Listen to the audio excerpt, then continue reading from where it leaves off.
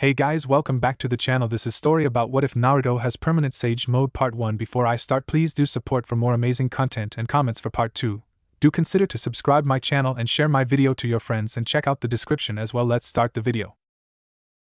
The sun slowly set over Konohagakure no Sato, one of the 5 great shinobi villages. While most businesses were locking their doors for the night, one person was not so lucky. In the tall tower near the center of the village, the 5th Hokage, Tsunade Senju, sat behind her desk, a large pile of paperwork next to her. She sighed and ran a hand through her long blonde hair, knowing she had brought this on herself. Despite what many people thought, being Hokage didn't mean day after day of endless paperwork. Even with all the extra paperwork the Suna/Oto invasion had created, on top of the paperwork generated by the hospital, she still found time to train her new apprentice Sakura Haruno and still have an hour or two to herself every day. The endless paperwork was just an easy excuse for when she didn't want to have to deal with somebody. However, over the last few days she had slacked off a bit, resulting in her current predicament. She sighed once again as she dated her signature. "Brat, you better hurry up and get back here," she muttered to herself. "I'm getting tired of waiting for you to take this job from me." The reason for her recent slacking was her preparing for the return of the #1 hyperactive knucklehead ninja of Konoha. The one who had snapped her out of her decades-long depression following the deaths of her brother and lover in the Second Shinobi World War.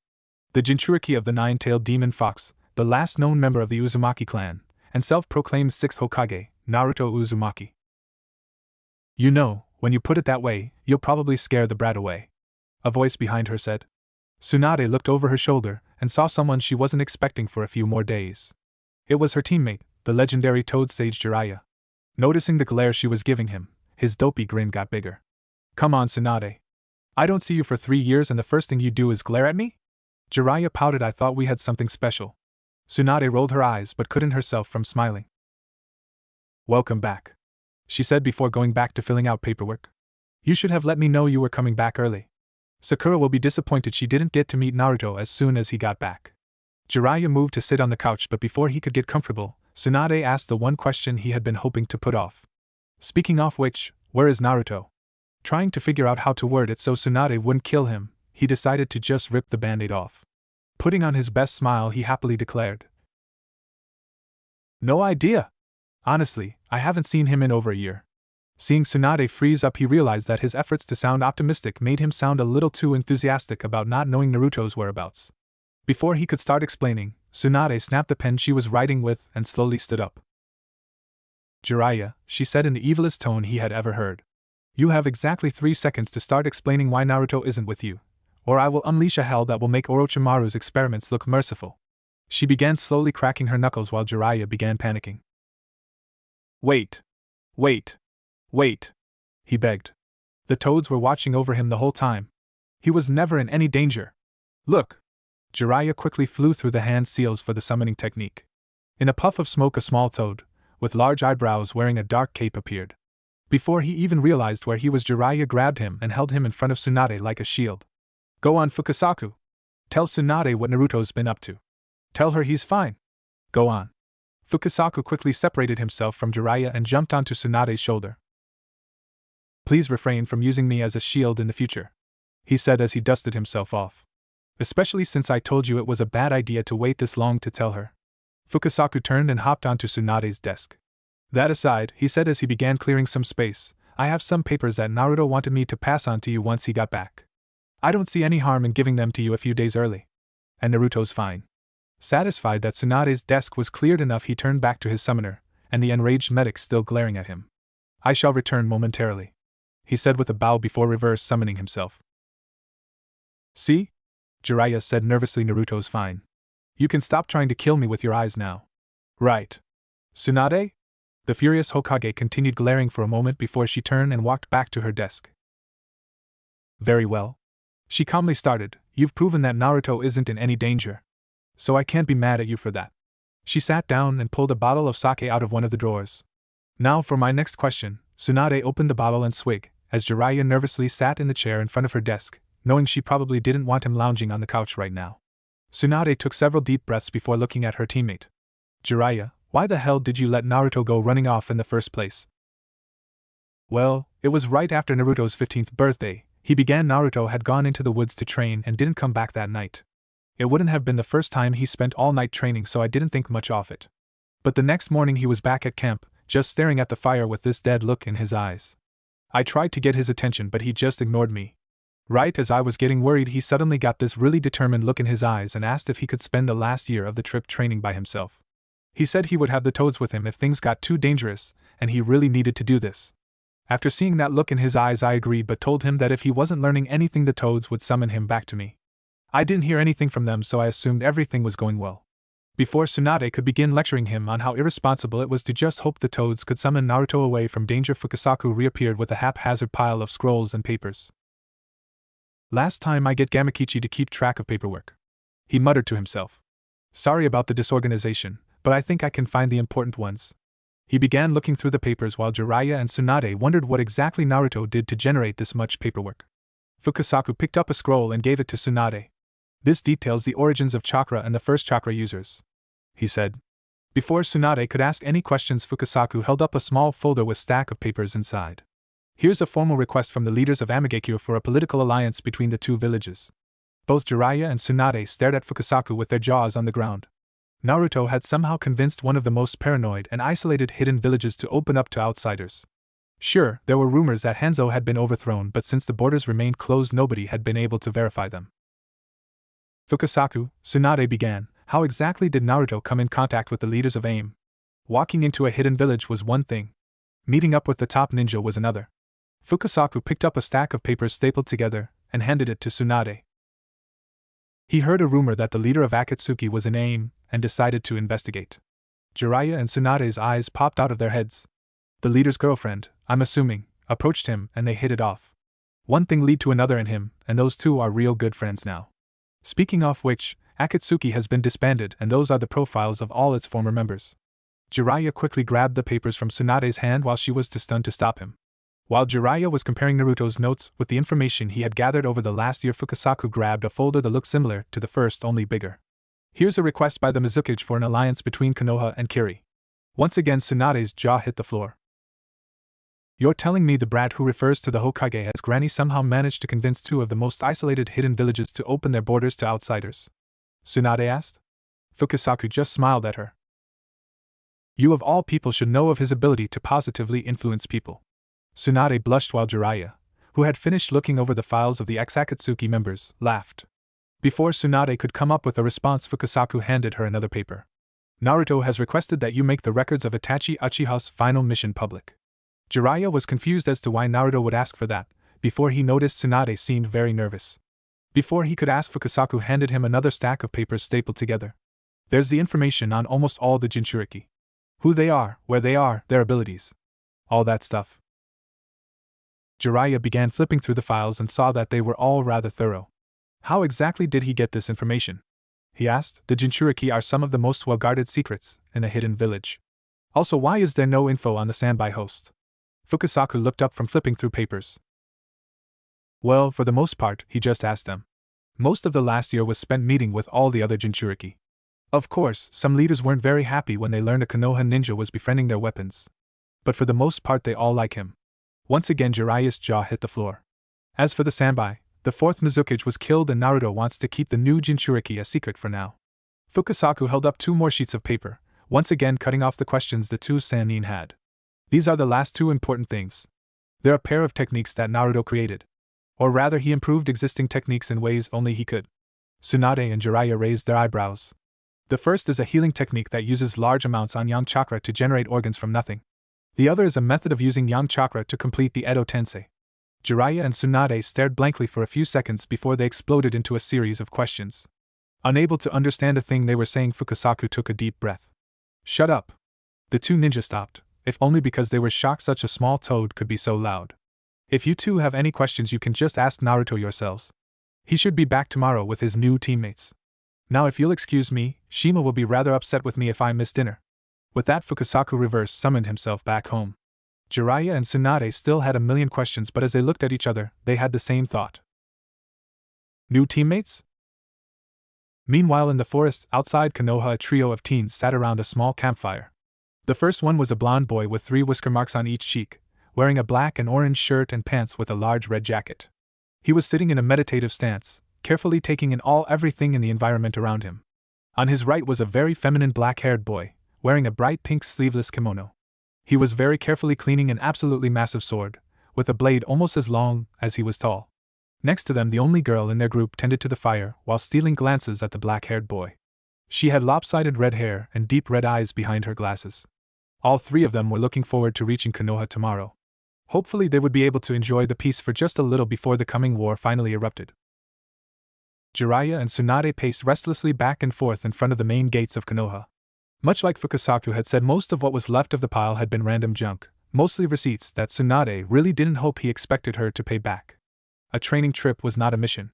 Besides that, there were lots of pamphlets for random tourist destinations around the elemental nations, and what looked like lots of random journal entries, very few of which had anything interesting or important to say. It was slightly worrying that somebody who knew as much classified information as Naruto could still act so ditzy. "Where the hell is he?" she yelled, startling the gate guards who had been nodding off. Wanting to get answers out of Naruto as soon as possible, she had shown up to the gates at dawn. Several hours later, and there was no sign of Naruto or his mysterious new team. "Now Tsunade," Jiraiya said, ignoring her agitated glare. "He said he'd be back today. He never gave a time. Just be patient and you'll get your answers. And hopefully I can get some answers of my own," he thought.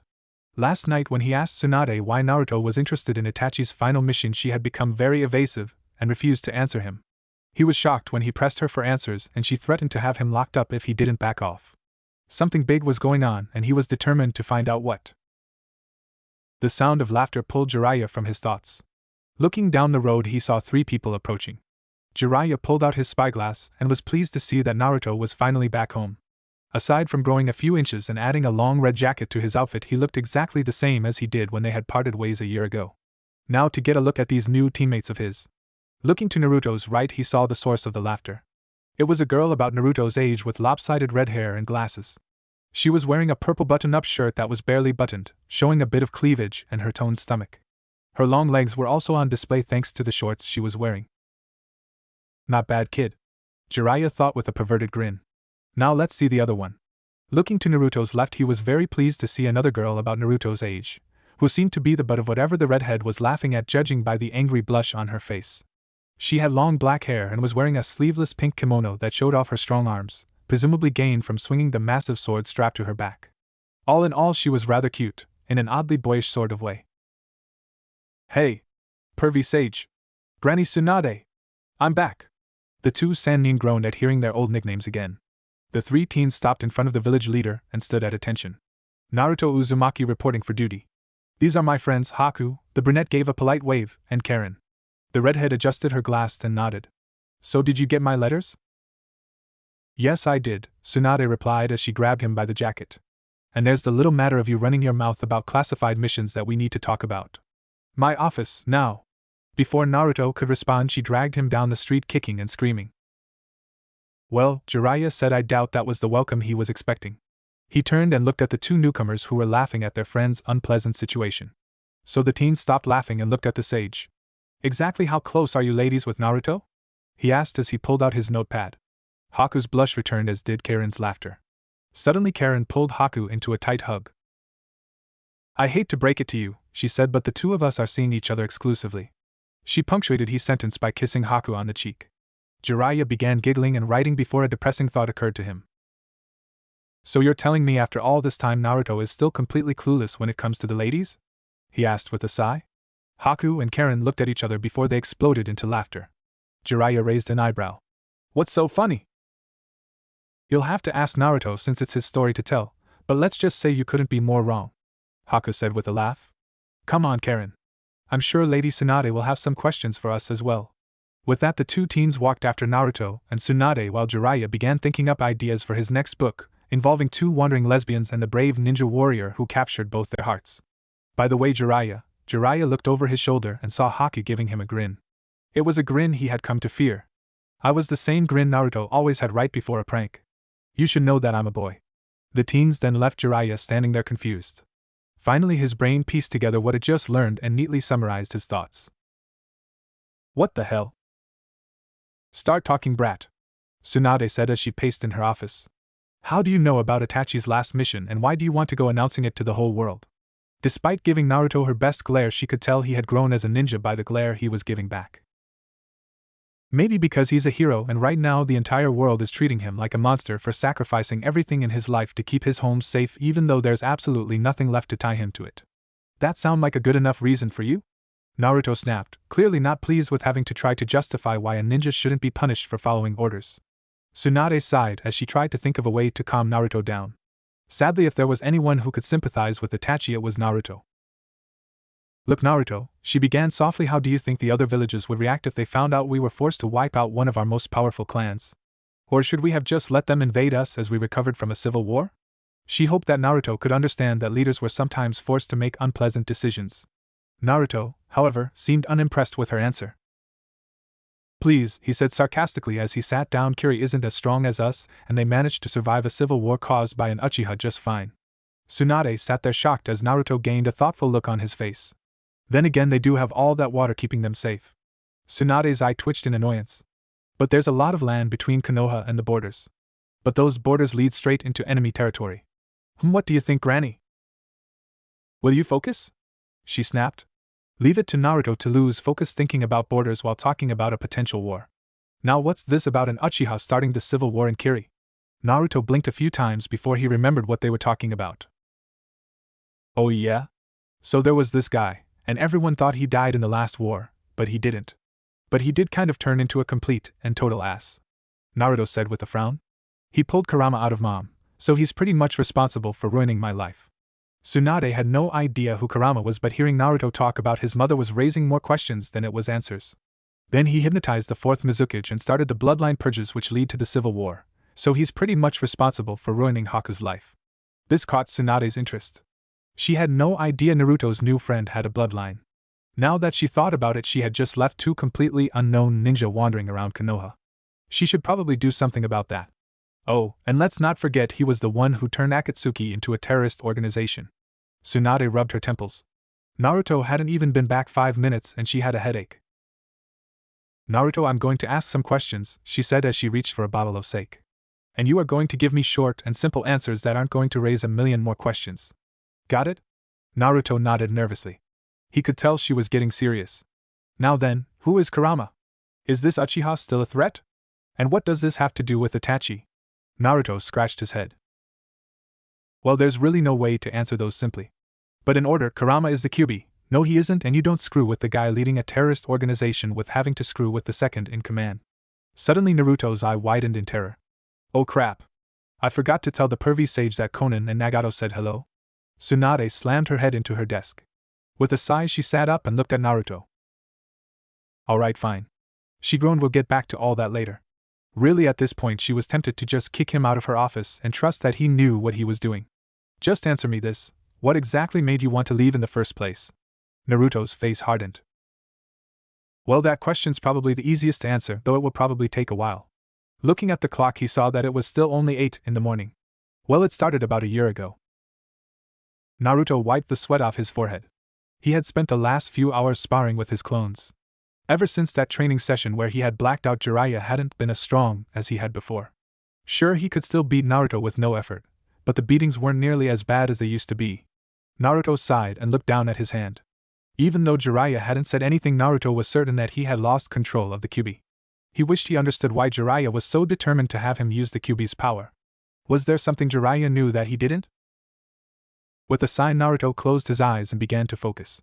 He didn't want to use the Kyuubi's power, but he also didn't want to accidentally kill someone close to him. Naruto felt the rush of power from the Kyuubi slowly wash over him. He slowly began to increase the power, carefully maintaining focus on his emotions. The more he used, the angrier he got. The angrier he got, the harder it was to control. A vicious cycle if there ever was one. Naruto opened his eyes and froze with horror, or at least he would have if his body wasn't moving on its own. No, no, no, no, no, he thought, since he could scream it out. The veil of blood-red chakra surrounded his body, pulled him forward against his will. Why is this happening? He thought. Last time he had lost control, the last thing he heard was the Kyuubi laughing and taunting him. Now there was nothing. It was almost like the chakra itself was moving him around. Naruto could only watch as his body crawled into a small cave that was covered up by the roots of an extremely ancient-looking tree. What is this place? He thought as he crawled deeper and deeper with only the light of Kyuubi's chakra letting him see. Naruto was sure how long he crawled around in there. His body kept moving without rest, only stopping when it needed to dig where the cave was too narrow or blocked. Eventually, he reached an open room. Struggling to see in the extremely dim light, Naruto's blood ran cold when he realized that there was a mummified corpse sitting in the center of the room. To his horror, his body moved forward, reaching out to touch the mummy's head. The mummy's 3 eyes lit up and Naruto blacked out. Ugh! Now where am I? Naruto mumbled as he sat up. Looking around, he saw he was in what looked like a weird mixture of a sewer and a boiler room. Behind him was a giant cage with a seal holding it closed. How did I get inside my mind? He asked as he stood up. Before he could investigate further, a strange bubbling noise caught his attention. Looking down, he saw the water was slowly draining away. A rattling drew his attention to the walls where several pipes began falling down. Well, this is interesting. A deep voice rumbled behind Naruto. Naruto turned to see his prisoner, the 9-tailed demon fox, staring at him from behind the seal with a rather deranged grin on its face. Before Naruto could tell the fox off, like usual, it leaned its head back and slammed them into the bars of its prison. To Naruto's horror, the bars, much like the pipes on the walls, fell uselessly to the ground. Naruto slowly backed away as the fox continued to stare at him the same way a predator stares at its prey. But before Naruto could be eaten alive, another unfamiliar voice cut in. Well, Kurama, you seem to have developed a rather cross personality over the ages. Naruto turned and was shocked to see that most of his mindscape had faded into an endless white void. Floating in the middle was a man that Naruto quickly realized was the same mummy he had seen before he passed out. Though even alive, he still looked incredibly old. And what was with that third eye in the middle of his forehead? That's impossible. Naruto looked and saw the Kyuubi slowly backing away from them, a look of confusion and fear on its face. You're supposed to be dead. Naruto looked back at the man with a look of wonder. Who was this guy, and how strong was he if the Kyuubi was scared of him? Excuse me. The old man looked down at Naruto, the same peaceful expression on his face.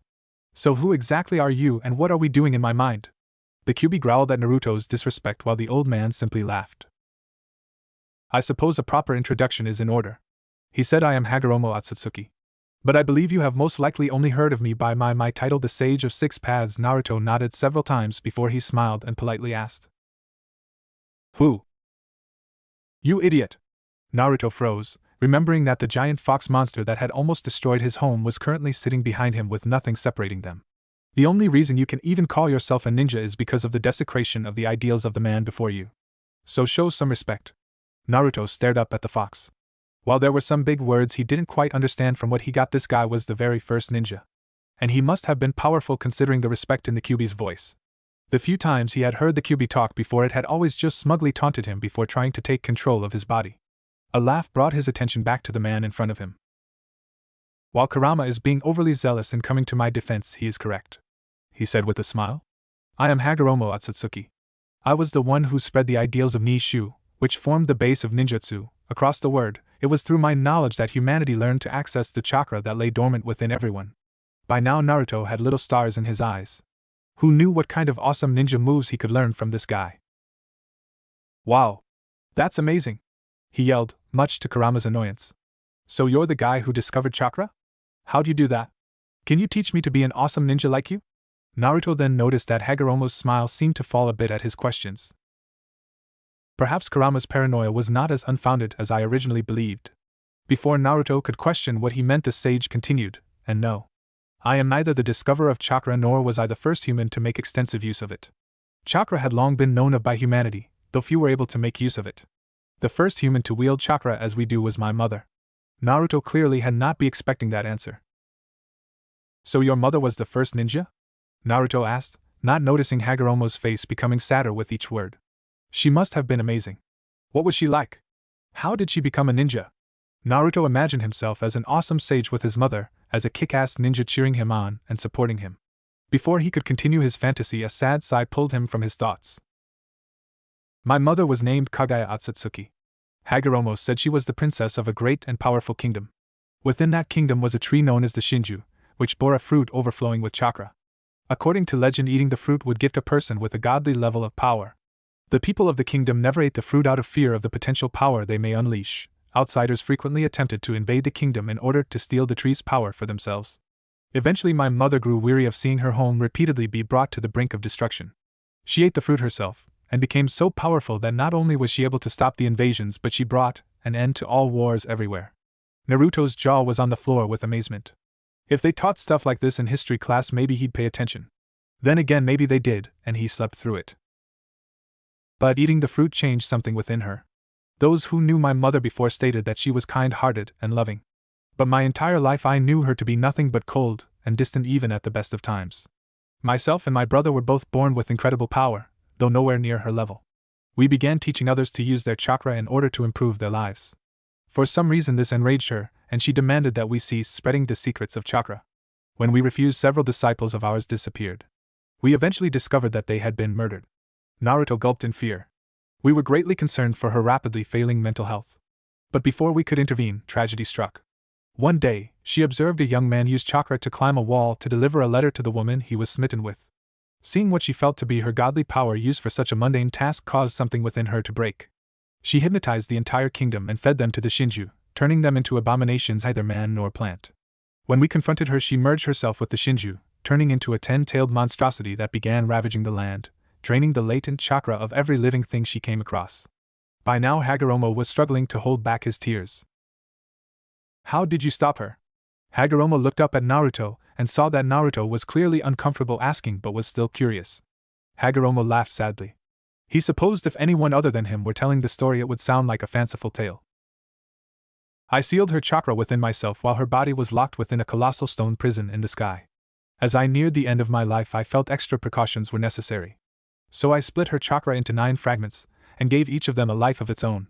In amazement Naruto turned and looked at the giant fox behind him. I see you understand. The Biju are the result of my mother's lust for power. Their continued existence is what keeps the world safe from her wrath. Finally Naruto asked the question that had been bothering him the entire time he was here. As interesting as this is, what does all this have to do with me?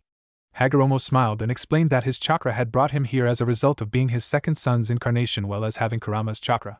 He then warned Naruto about Setsu, a veil creature that Kaguya had created with the last of her power, and taught Naruto of a few ninjutsu that could stop Kaguya should Setsu's plans come to fruition. During this time he got to know Kurama, who was still a jerk, though the threats of murder and possession stopped.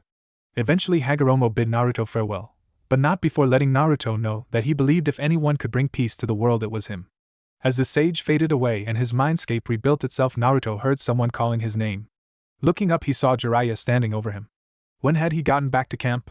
How long had he been sitting there? Remembering what Hagoromo had told him, he looked up at his teacher. Jiraiya, I think I need to spend the next year training myself. And then I spent the next year wandering around training. Tsunade nodded. Hearing that the Sage of Six Paths was real and not just a fairy tale had been very interesting. Tsunade finished her sake before looking at Naruto. Very well. She began. We'll need a full up-to-date showing of your skills. Be at training ground 7 at 3. We'll test you to see just how good you really are. Naruto looked at the clock and smiled. He still had several hours before he'd even need to start getting ready. Any questions before you leave? Naruto nervously scratched his head. Do you think maybe you could drop your henge for me? He asked. The glare Tsunade sent him told him everything. Please? I just want to try something. I promise nothing bad will happen. Tsunade gave a groan of irritation and reluctantly dropped her transformation. Naruto did his best not to cringe. She may have been in her early 50s, but without the henge so looked like she was in her 70s. So what is it you're trying to do? She asked, her tone of voice telling Naruto he was dead if this was some kind of joke. Naruto smiled and held up his hands, which were now covered in a bizarre golden flame. With a flick of his wrists the flames extended and swallowed Tsunade up. Before she could protest, Naruto started talking. I'm sure you read all about my yang healing technique, right? Tsunade nodded. Well, I'm still working on the control part. I can't really do fine healing. I can replace an arm if you lost one. But if you broke your arm, I can make a small amount of bone to mend it. I could give you a new arm bone. But having 1 and 2 halves of a bone really isn't that good for you. Tsunade managed to avoid rolling her eyes at the statement. She was too busy feeling better than she'd felt in years. So when I first found I could do this, I read some books on biology. I thought maybe I could revitalize old cells and reverse aging. But nobody I tried it on got younger. They just had some extra chakra that made them all twitchy for a few hours. So what makes you think it will be any different for me? Tsunade asked. Of course she wasn't complaining. She felt amazing. If this how twitchy people felt, she needed to switch to coffee. Well, your creation rebirth technique heals you by speeding up cell division. I know it's a long shot, but I'm hoping my technique will see the artificial aging has unnatural damage to fix it. Like the difference between a boulder slowly eroding over time and someone with a hammer smashing it to pieces. Naruto lowered his hands and the light around Tsunade began to fade. Now let's see how well that worked a little too well. Tsunade's eyes widened in terror as she spun to look at her reflection in the window. If that brat turned her into a kid, she was going to beat him so badly even she wouldn't be able to fix him. What the hell did you? Tsunade's complaint died in her throat. She looked more or less the same as her henge normally did. At worst, she looked a few years older. What do you mean too well? I look amazing. Well, I figured if it worked you'd look your actual age, not 20 years younger. Seeing the look of joy on her face, he decided not to question it. So training ground 7 at 3, right? Tsunade nodded while continuing to check herself out. Alright, see you then. Naruto opened the door to Tsunade's office and saw Haku and Karen waiting outside. So Karen asked awkwardly, do we need to officially be allowed in? Is there something we need to sign? Can we stay here? Naruto smiled and gave her a thumbs up. Of course you can stay here, he said happily. And we can take care of the paperwork later. For now, let Tsunade enjoy her new look. Ignoring the confused looks on their faces, he grabbed their arms and dragged them away. Come on. I can't wait to introduce you to my friends. Sakura Haruno gave a bored sigh as she browsed the various shop windows. Last night an ANBU had shown up at her house with a message saying the training was cancelled today. She supposed she could meet with Ino, but until she was done with team training she had nothing to do. She wished Naruto would hurry up and get back. The past 3 years had been rather boring without him around. Hey Sakura! The kunoichi's eyes widened as the blonde she had just been thinking about ran towards her with 2 others in tow. Naruto? She asked happily, when did you get back? And who are those 2? She was slightly annoyed that Tsunade hadn't informed her that Naruto was coming back early. Naruto stopped in front of her and looked her over. Well, I'm glad to see you look just as beautiful as you did the day I left. Sakura blushed at this. And these were my teammates while I was gone. You met Haku on our mission to the Land of Waves. The girly boy gave a nervous laugh. I don't believe we were properly introduced back then, given that I was both your enemy and slightly dead. A look of realization crossed Naruto's face. And this is my girlfriend Karen. The redhead next to him waved before holding her hand out to Haku. And I believe I won the bet, she said. Haku sighed and began digging through his pockets. Seeing Sakura's confused look, Karen smiled. With how much Naruto talked about you as we traveled, we both knew he would compliment you as soon as he saw you. Haku thought he would say something stupid and make you mad. Naruto shot Haku a look as he handed some money to Karen. You do tend to make poor word choices, he said. I was expecting you to say something like you haven't changed a single bit, but you managed to surprise me. Ha ha ha, Naruto said sarcastically. I know how to talk to girls. You should know that. Haku and Karen shared a look and a snicker. So Sakura, what was it like having the Hokage as a teacher? Sakura smiled. He may be more mature, but he was still Naruto. Well, it was really hard. But it was also a lot of fun. To start with, Sakura started telling Naruto about the training she had done for the past 3 years. But as they talked, they didn't notice the pair of pure white eyes narrowing into a hate-filled glare. That's so cool, Naruto exclaimed. Do you think maybe you could teach us some of that cool medical stuff? He asked. Sakura noticed that all 3 of them were giving her a hopeful look. This surprised her. Naruto wanting to be a medic? She would have laughed and played it off as a joke if the look he gave her wasn't completely serious. Seriously? She asked, all 3 of you want to be medics? Naruto and Karen shared a look before looking at Haku, then back at Sakura. Well, I think Haku's the only one interested in specializing in it. He responded, and he already knows a lot about the basics. He's really good with herbs, and don't forget he's the one who put Zabuza in a near-death state and helped him recover from it. Sakura nodded with excitement. The 13-year-old Sakura with no medical training couldn't appreciate just how difficult it was to put someone into a near-death state. And Haku had done it in the middle of a battle. Naruto had just brought Konoha a potential goldmine of a medic. What about you and Karen? She asked. The Naruto she knew was more a beat the crap out of the bad guys before they hurt someone, rather than a healer. Karen looked smart enough to be a healer, but looks didn't count for much in the ninja world. Look underneath the underneath. We both have chakra with healing properties. Even if we aren't medics, it'd probably still be good to know, Naruto said with a smile while Karen was looking at Haku while pouting and mumbling something about only he can use my chakra. Sakura smiled. Naruto's new friends seemed a little weird, but they also seemed nice. Come on, Naruto, she said as she grabbed his hand. I can't wait to tell everyone you're back. She began to pull Naruto along. And you'll have to tell me all about what happened while you were gone. Naruto sighed happily. It was nice being back in Konoha. He even got to hold Sakura's hand. Sadly, before he could enjoy it, the familiar sensation of death bearing down on him caught his attention. He quickly grabbed Sakura in his arms and jumped backwards, ignoring her startled screams. "Naruto, what the hell do you think you're doing?" she screeched. "Looks like she tried to kill you again," Haku said blankly. Sakura was about to ask what he meant when she saw the road in front of them. It was covered in what looked to be dozens of wires sticking out of the ground like giant darts. "What are those?" she asked as Naruto put her down. "Where did they come from?" She reached out to touch one when Karen grabbed her hand. "Don't touch those," she warned. "They will drain your chakra, potentially fatally. As for where they came from, you can thank the rabbit bitch." "Karen, what did I tell you about being nice?" Naruto asked as he walked past Sakura wearing gloves covered with seals. "Fuck nice," she snapped back. "With how many times she's tried to kill us, I'll call her whatever the fuck I want." Naruto began plucking the wires, causing them to go limp and revealing them to be strands of hair. "Well, technically she was only trying to kill me. He said you and Haku just happened to be in the way." Karen growled, apparently unsatisfied with the answer, while Sakura was more confused than ever. "Who are you talking about? What's going on?" The three ninja pointed to the roof of a nearby building. Sakura followed their fingers and gasped at what she saw. Sitting on the roof was one of the most beautiful women she'd ever seen. She was wearing a kimono similar to the ones she'd seen in paintings of ancient nobility. She had long flowing white hair that apparently served as a weapon. Oddly, besides having pure white eyes, she had what looked like horns plus a large red eye in the middle of her forehead. Sakura could see several seals on her neck and wrists. But what really caught her attention was that her beautiful face was twisted into the foulest scowl she had ever seen.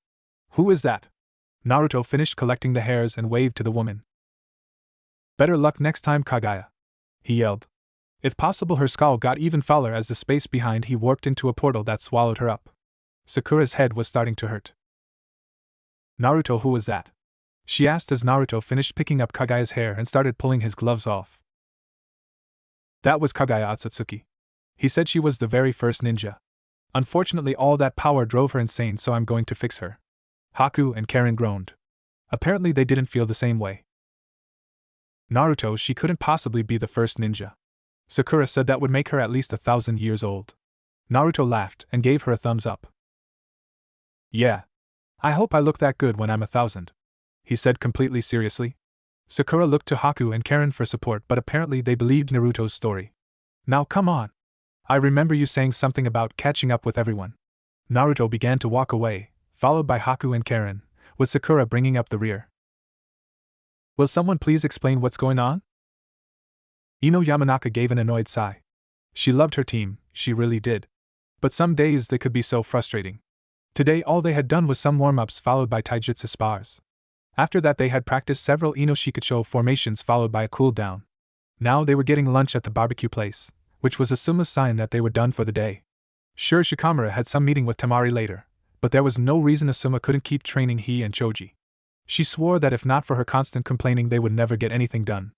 Her attention was drawn to the entrance as her best friend Sakura walked in with two people she didn't recognize and a blonde she was very surprised to see. "Naruto?" she asked. "Is that you?" Choji and Shikamura were drawn out of their conversation by her question. "When did you get back?" Naruto smiled and waved at them. "Hey guys. What's up?" He walked over followed by Sakura and the two mystery people. "So like I was saying," he said to Sakura. "With all the seals on her she's about as strong as all 5 Kage put together." Sakura paled in fear while Team Asuma looked confused. Was he talking about one of the girls with him? They didn't seem that strong. "Troublesome." Shikamaru groaned. "So Naruto, what happened on your trip and who are the girls?" Naruto and the redhead laughed while the brunette got an annoyed smile. "The redhead is Karen," she waved while looking at the menu the waiter had brought over. "And the guy with the sword is her boyfriend Haku." Everyone stared at Naruto before looking at Haku. He waved at them. "Yes, I'm aware I look like a girl." Naruto and Karen snickered. "And I believe these two have a bet over how many people will make that mistake. I believe we're up to 5. "So you want to hear about my trip?" Naruto said. "Well, let's see. I think a lot of it needs to be cleared by Tsunade before I talk about it." "Oh, I know, I can tell you about my trip to the Land of Water." His classmates listened with interest while Asuma wondered why Naruto would be in the Land of Water since last he had heard it was in the middle of a civil war. "So it all started when I met this guy named Utakata. He's a pretty cool guy, I think you guys would like him. So anyways, I'm walking on the beach when I see this guy blowing bubbles. He seems interesting, so I stopped to talk to him. Well, one thing led to another. Naruto spent the next few hours telling them all about his trip to the Land of Water, from his first meeting with Utakata to meeting and training with the rebels. They thought they could hide in the mist, but they didn't realize the mist was filled with steam. So when they hid too long, their armor started melting. They tried to run, but we caught them and to everything that wasn't starting to melt. Everyone was listening, amazed to hear that the class idiot had already fought in a war. So with all the extra weapons we had with went. Sakura Haruno. Everyone turned to see an ANBU standing behind them. The Hokage has ordered you to report to Training Ground 7 in an hour. Naruto looked at the clock and saw it was now 2. Sorry guys, he said as he stood up and paid for his lunch. My evaluation's in an hour. I'll talk to you later. Team Asuma all sadly groaned.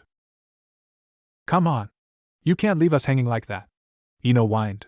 What happened next? Choji and Shikamaru nodded in agreement. Naruto smiled and pointed at the clock. What happens next is Shikamaru gets in trouble for not meeting Temari on time. Naruto walked away laughing while Shikamaru stared off into space before he bolted out of the restaurant. Troublesome. Did we really have to leave early? Sakura asked. Her and Naruto were walking alone since Haku and Karen had gotten directions to Naruto's house and taken off, though Naruto had invited them to watch his evaluation. No, but that seemed like a good place to stop, he replied. Otherwise I'd still be in the middle of the story when I had to leave. Sakura was curious what happened if that didn't qualify as the middle. Before she could continue that train of thought, her and Naruto saw 2 more of their classmates walking towards them. Hey Kiba! Crap, what was Kiba's teammate's name? Naruto racked his brain of answers before finally remembering. Shino! What's up, Shino? Kiba waved while Shino calmly walked behind him. Yo Naruto! When did you get back? Kiba asked while the giant dog next to him barked happily. Naruto started petting the dog.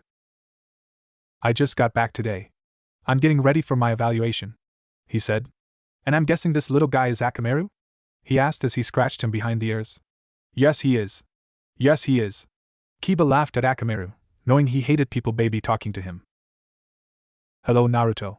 Shino said. I am surprised you remember me. Why? Because the 2 of us have rarely interacted before this. Naruto scratched the back of his head, not wanting Shino to know how right he was. Come on, Shino, he said nervously. Who could forget about you?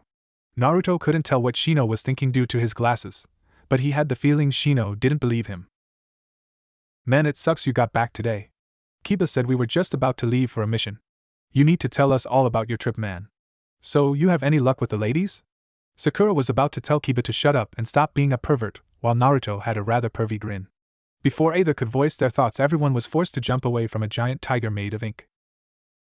I've only been home 1 day and I've already been attacked twice. Seriously, universe. What the hell? Naruto angrily muttered as he threw a kunai straight into the tiger's head. Where'd it come from?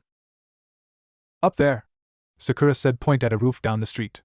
Naruto looked and saw a very pasty kid with short black hair and a bizarre revealing outfit. He opened a scroll and grabbed a brush before drawing faster than anyone could follow. His drawings turned into a pack of tigers and attacked the group of friends. Naruto quickly summoned several clones to deal with them. Soon the street was filled with ink splotches and smoke. The creepy kid looked around, unable to see Naruto anywhere. You know it's rude to attack people you haven't even met yet. The creepy kid spun around and saw Naruto sitting right behind him. You know I have this interesting ability to sense emotions. Negative emotions are easier, but I can still feel the positive ones. He stood up and slowly approached the creepy kid. Usually when someone's trying to kill me like that, they have a lot of negative emotions. But you? You don't really have any emotions at all. You wouldn't happen to be one of those rude creeps I was warned about, would you? The creepy kid's eyes shot open before he quickly schooled his features. Do me a favor, he said as he leaned close. Tell Danzo his past is about to catch up to him. The creepy kid stared for a few seconds before he burst into ink. Naruto jumped down and rejoined the others. What the hell was up with that guy? Kiba asked. Naruto looked at the ink splattered everywhere and decided he better leave before someone made him clean it up. Just some overly enthusiastic guy who couldn't wait to test me. Speaking of testing, me and Sakura need to get to Training Ground 7. Go luck on your mission, guys. Later, Hinata. A loud squeak got Kiba and Shino's attention. Hinata poked her head out from behind the tree she was hiding behind. As she watched Naruto and Sakura walk away, all she could think was, why didn't he want to talk to me? Naruto and Sakura entered Training Ground 7. Remembering when they first became ninja, they weren't surprised to see Kakashi sitting on the training logs. Kakashi gave them his usual eye smile and closed the book he was reading. Hello Naruto, Sakura. It's been a while, hasn't it? You both look like you've done a lot of growing in the past 3 years. Hey sensei. Naruto said. Still reading those trashy romance novels? Kakashi's eye twitched. Trashy romance novel was a step up from porn, but that was still his favorite book being insulted. Glad to see you're just as loud-mouthed as you've always been. Now it was Naruto's turn to eye twitch. Kakashi held up a pair of bells. I don't think I need to remind you how this test works. Come at me with the intent to kill, or you'll never win. He attached the bells to his belt. And go. With that he vanished. Naruto and Sakura slipped into fighting stances. Any idea where his is? Naruto asked. They looked around but saw no sign of their teacher. Sakura thought for a moment before pulling a pair of gloves out of her pocket. Well, last time he hid underground, she said as she pulled them on. Let's see if he thinks we forgot about that. Sakura pulled her fist back and smashed the entire training ground to bits. Naruto and the newly uncovered Kakashi both stared in horror. Note to self, they both thought never get hit by her. I see she picked up your strength, Jiraiya said as he and Tsunade watched from a nearby tree. Bleach her blonde and she'd be a miniature you. Indeed, she's rather impressive, Karen said as she and Haku jumped onto the branch next to them. I see why Naruto wouldn't shut up about her. Well, actually she couldn't do that when he left, Tsunade said. Noticing the Haku had changed into a more combat-appropriate outfit, she asked. What's with the costume change? I would assume if Karen and I are going to join Konoha, you'd need to evaluate us to assess our rank. We figured this would be a good time to do so. Not if they take too long getting the bells, Jiraiya said, knowing Kakashi they could be out here all night. Haku and Karen laughed. You seriously have no idea just how powerful Naruto is, Karen replied. Though I'd be amazed if he was forced to reveal his full strength here. Something bad would have to happen to push him that far. Hundreds of miles away outside of Sunigakura, 4 figures stood covered with black cloaks with purple music notes on them with a pinwheel eye in the center of them. Several jonin in Suna uniforms stood behind them. We got all your spies out, the blonde one said to the hunchback. Can I please start blowing stuff up? The hunchback growled in annoyance. Yes, Deidara. He rasped in an extremely gravely voice. Just make sure you remember to use the special explosives you were given. Deidara laughed and summoned a giant, unnaturally white bird. You got it, Sasori, my man, he said as he flew off. The hunchback turned to look at the jonin behind him. Head to Odogakure, he said. We'll plan our next move once I get back. The ex-Suna non bowed and ran off. Let's go, Sasori said as the other 2 cloaked ninja followed him and the first explosions went off over Suna. Get ready, Kakashi, Naruto said as he charged up a Rasengan. Because I'm going to AHHH. He dropped to his knees and grabbed his head. With a flash of pain he found himself sitting in an endless white void. Kurama was sitting behind him while 8 glowing fireballs sat in a circle around him. One had grown a large tanuki face. Naruto! It screamed. It's just like Koko and Chome warned. Suna's under attack. There's at least 4. I'm pretty sure all of them are ex-Akatsuki. Help! Naruto removed his hands from his ears. Don't worry, Shikaku. I'll be there as soon as possible. Just hold them off for as long as you can. The tanuki nodded and faded away. Let's do this, Kurama, he said as the fox behind him got an insane grin. Naruto! Sakura yelled as tried to get his attention. Are you okay? Naruto! Kakashi stood off to the side. He was worried about Naruto, but he wasn't dumb enough to just walk up to him in the middle of a test. Suddenly Naruto jumped up. Sorry, Kakashi, but I need to end this right now. Kakashi braced for an attack as Naruto held up his hand. Dark rings appeared around Naruto's eyes as he channeled chakra through his hand. Suddenly the bells flew from his belt and into Naruto's hand. Naruto tossed one to Sakura. We win! Got to go! Haku! Karen! Let's go! Haku and Karen jumped from the tree along with Jiraiya and Tsunade. Naruto, what's going on? Tsunade asked. Naruto began channeling the same golden chakra and healed her with, only this time it spread over his entire body. Suna's under attack. He said the 3 of us will go on ahead. You send backup. Before Sakura or Tsunade could protest, Naruto's chakra exploded. Where a teenage human once stood was now a giant golden 9-tailed fox. A glowing chain shot out of Karen's wrist and wrapped around his neck. She grabbed Haku and pulled them onto Naruto's back. The fox turned and jumped away. Tsunade stared in shock before turning to the masked jonin. Kakashi, get ready. Team Kakashi and Team Asuma are providing backup to Suna. Now! Alright, listen up. Tsunade said as she looked at the ninja assembled before her. Approximately 15 minutes ago, Naruto Uzumaki, along with his two new self-proclaimed teammates, took off for Suna. They claim that Suna is under attack but failed to provide any details. You are to follow after them, provide assistance in the event they were right, and drag them back here so I can remind them that they can't just go running off whenever they want. Any questions? Sakura stepped forward. Lady Tsunade, she began, I believe I saw that creepy Kaguya woman chasing after him. Do you want us to do something about her too? Tsunade thought back and recalled seeing someone in white chasing after them. Wait, Kaguya? Tsunade said nervously. As in Kaguya Otsutsuki?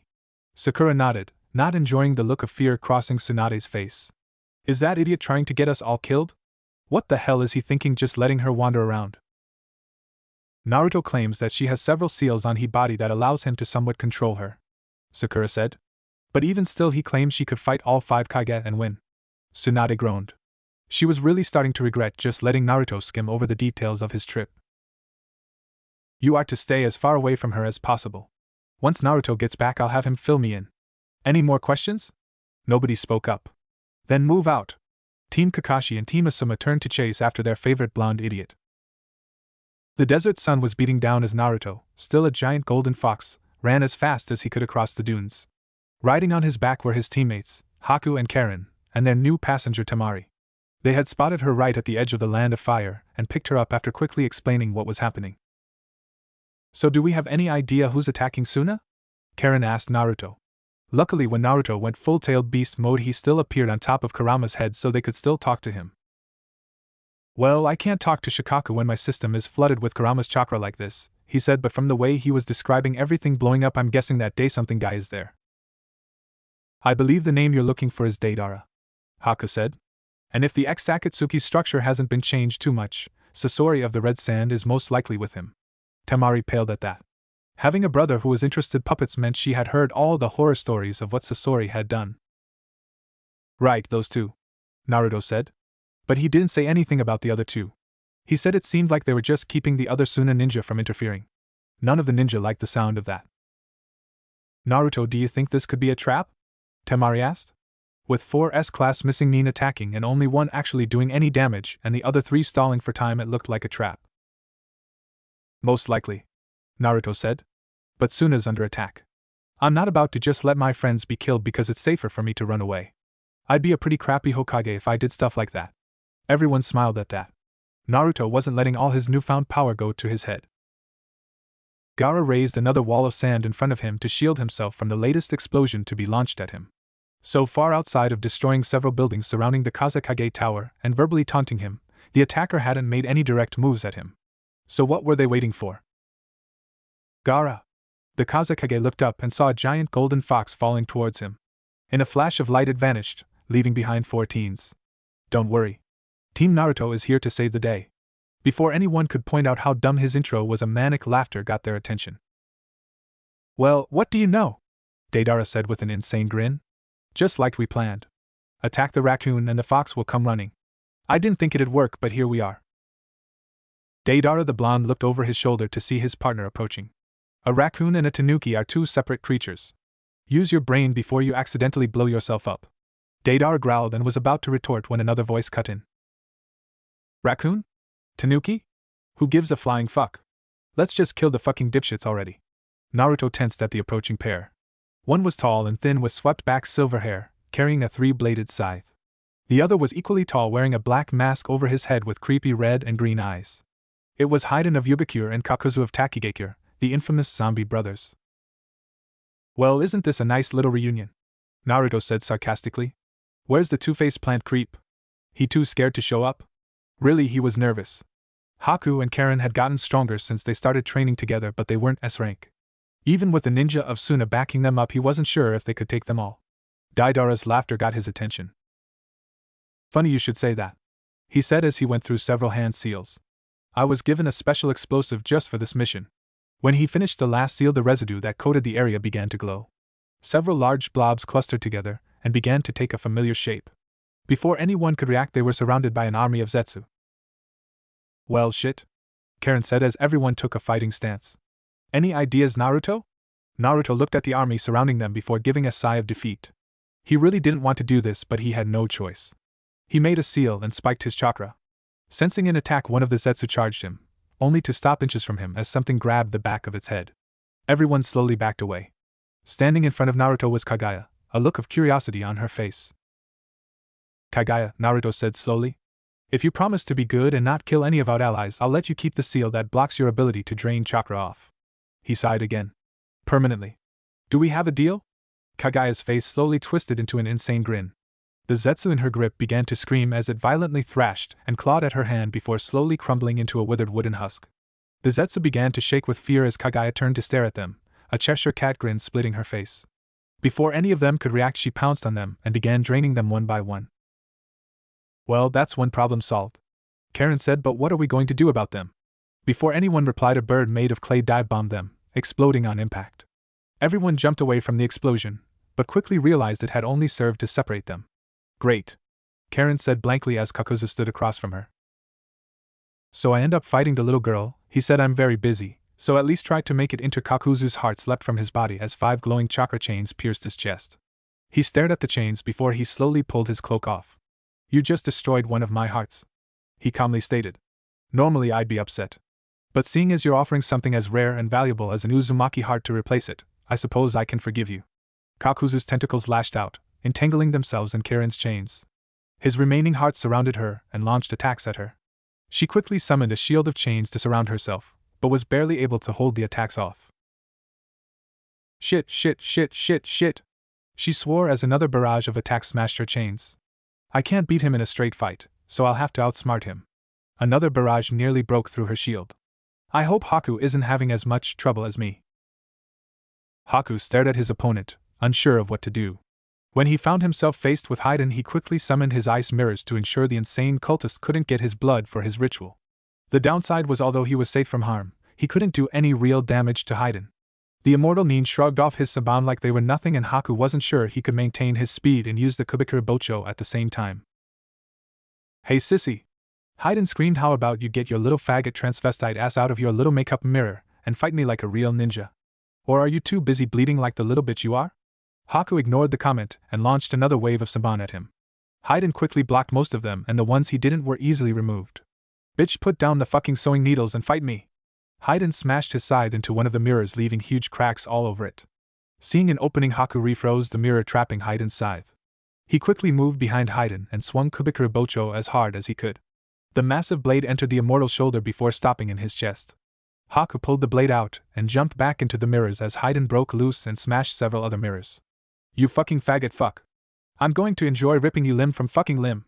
Another mirror was smashed as Haku began to struggle repairing them. I can't maintain my mirrors in this desert environment, he weakly said to himself. I hope Karen and Naruto are doing better than me. I don't know how much longer I can hold out. Naruto stared down Sasori. He had tried to send some clones to aid Haku and Karen, but the puppet in front of him had quickly taken them out. So, he said as he slowly began to circle his opponent. It seems like Akatsuki held together pretty well even after Nagato disbanded it. Though none of you ever really seemed to enjoy working together. Kind of odd that you would stick with each other. Unless there's a new puppet master pulling your strings now. Naruto ducked as Sasori's tail lashed out with lightning speed. Naruto summoned a pair of clones to flank him, and the trio launched a barrage of air bullets at him. His tail quickly twisted around his body, taking most of the hit. I don't know why you bother asking. Sasori rasped out, you are already well aware of our plans. Though how you learned of them is a mystery I would like to solve. His tail whipped around and destroyed one clone, while he spit several saban at the other. Naruto summoned more clones and continued to try to get into Sasori's blind spots. Actually, I'm just making a few educated guesses. I have a few concrete facts, but most of your plan eludes me. Naruto began to focus his chakra to his throat, knowing that he had only one shot at this. And just because somebody is on your side doesn't mean your enemies can't learn from them. Naruto took a deep breath and spat at Sasori. Thinking it was another air bullet, Sasori raised his tail to block it, but was shocked when a glob of lava began melting his tail. Before he could react, a clone with a Rasengan smashed into his back. Naruto jumped back to see if he'd done any damage. Sasori's tail was now fully burned off, and the armor on his back was filled with cracks. His body parts were all twitching as he tested their movement. You damaged my favorite puppet, he said slowly. I can tell that you're going to become quite the thorn in our sides. Though I'm curious as to when you obtained the ability to use lava release. None of our intel indicated you had this ability. Naruto frowned. He had been hoping that his Rasengan would destroy Sasori's armor completely. Now his enemy knew one of his biggest secrets. Thankfully, he hadn't worked out the source of his secret. No matter, Sasori said as he armed his weapons. Killing you and the Kazekage just became higher priority. Naruto summoned more clones. I thought your plans revolved around capturing the Jinchuriki, not killing them. Not that it matters since neither one of us is going down, the clones charged as Sasori fired his arsenal. Those were the plans of the old Akatsuki that you dismantled. He said we no longer need the Jinchuriki or the beasts they hold. We simply need them out of our way. The last clone was destroyed and Naruto and Sasori locked eyes. And make no mistake, one way or another, two of our enemies will die tonight. Gaara sent several tendrils of sand towards Deidara, who easily dodged and weaved out of the way, before launching several explosions his way. Gaara's theory that they had been stalling was proven correct as Deidara was now focusing all of his attacks directly at the village leader.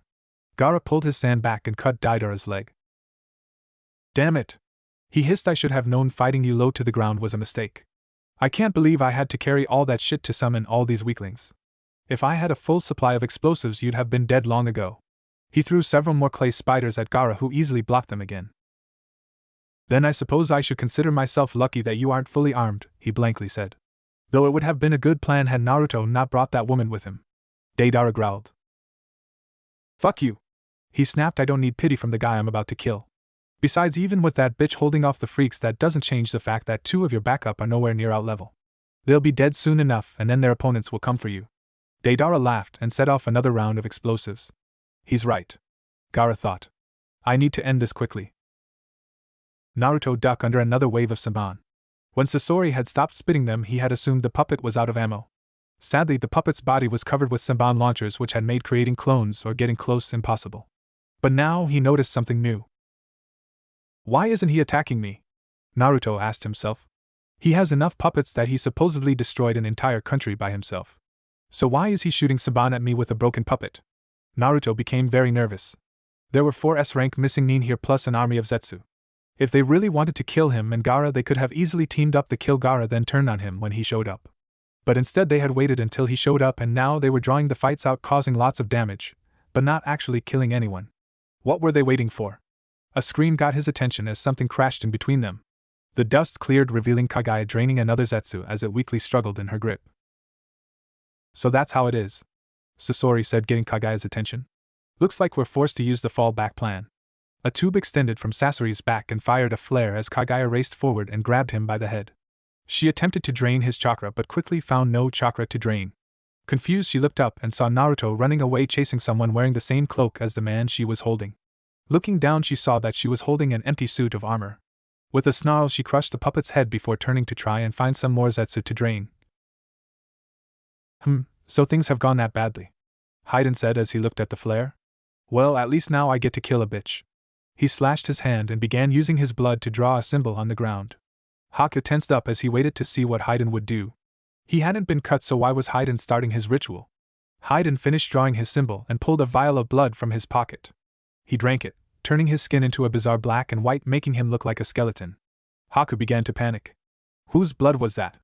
Could they have somehow gotten my blood? Or someone else in our group? Hayden reached into his cloak and pulled out a long, thin sword. Well, this has been fun. See you in hell. Hayden stabbed himself in the heart, and Haku reflexively grabbed his chest. After a few seconds, he slowly relaxed. I'm still alive, he whispered. He didn't get me. Oh, thank goodness. He looked up to see Hayden grinning sickly as he slowly pulled the sword from his chest. Hayden giggled insanely as he put the sword away and stepped out of the ring. But who did he kill? Hayden held up his scythe and smashed one of the mirrors. Got to go, he said. I'm going to need to do a lot of praying to make up for not killing your little bitch ass. He then turned and ran off. Haku stared for a few seconds before chasing after him.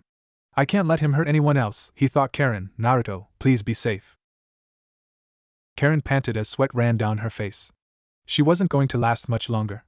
Kakuzu's hearts gave off enough chakra that her mind's eye of the Kagura allowed her to predict their movements and dodge their attacks.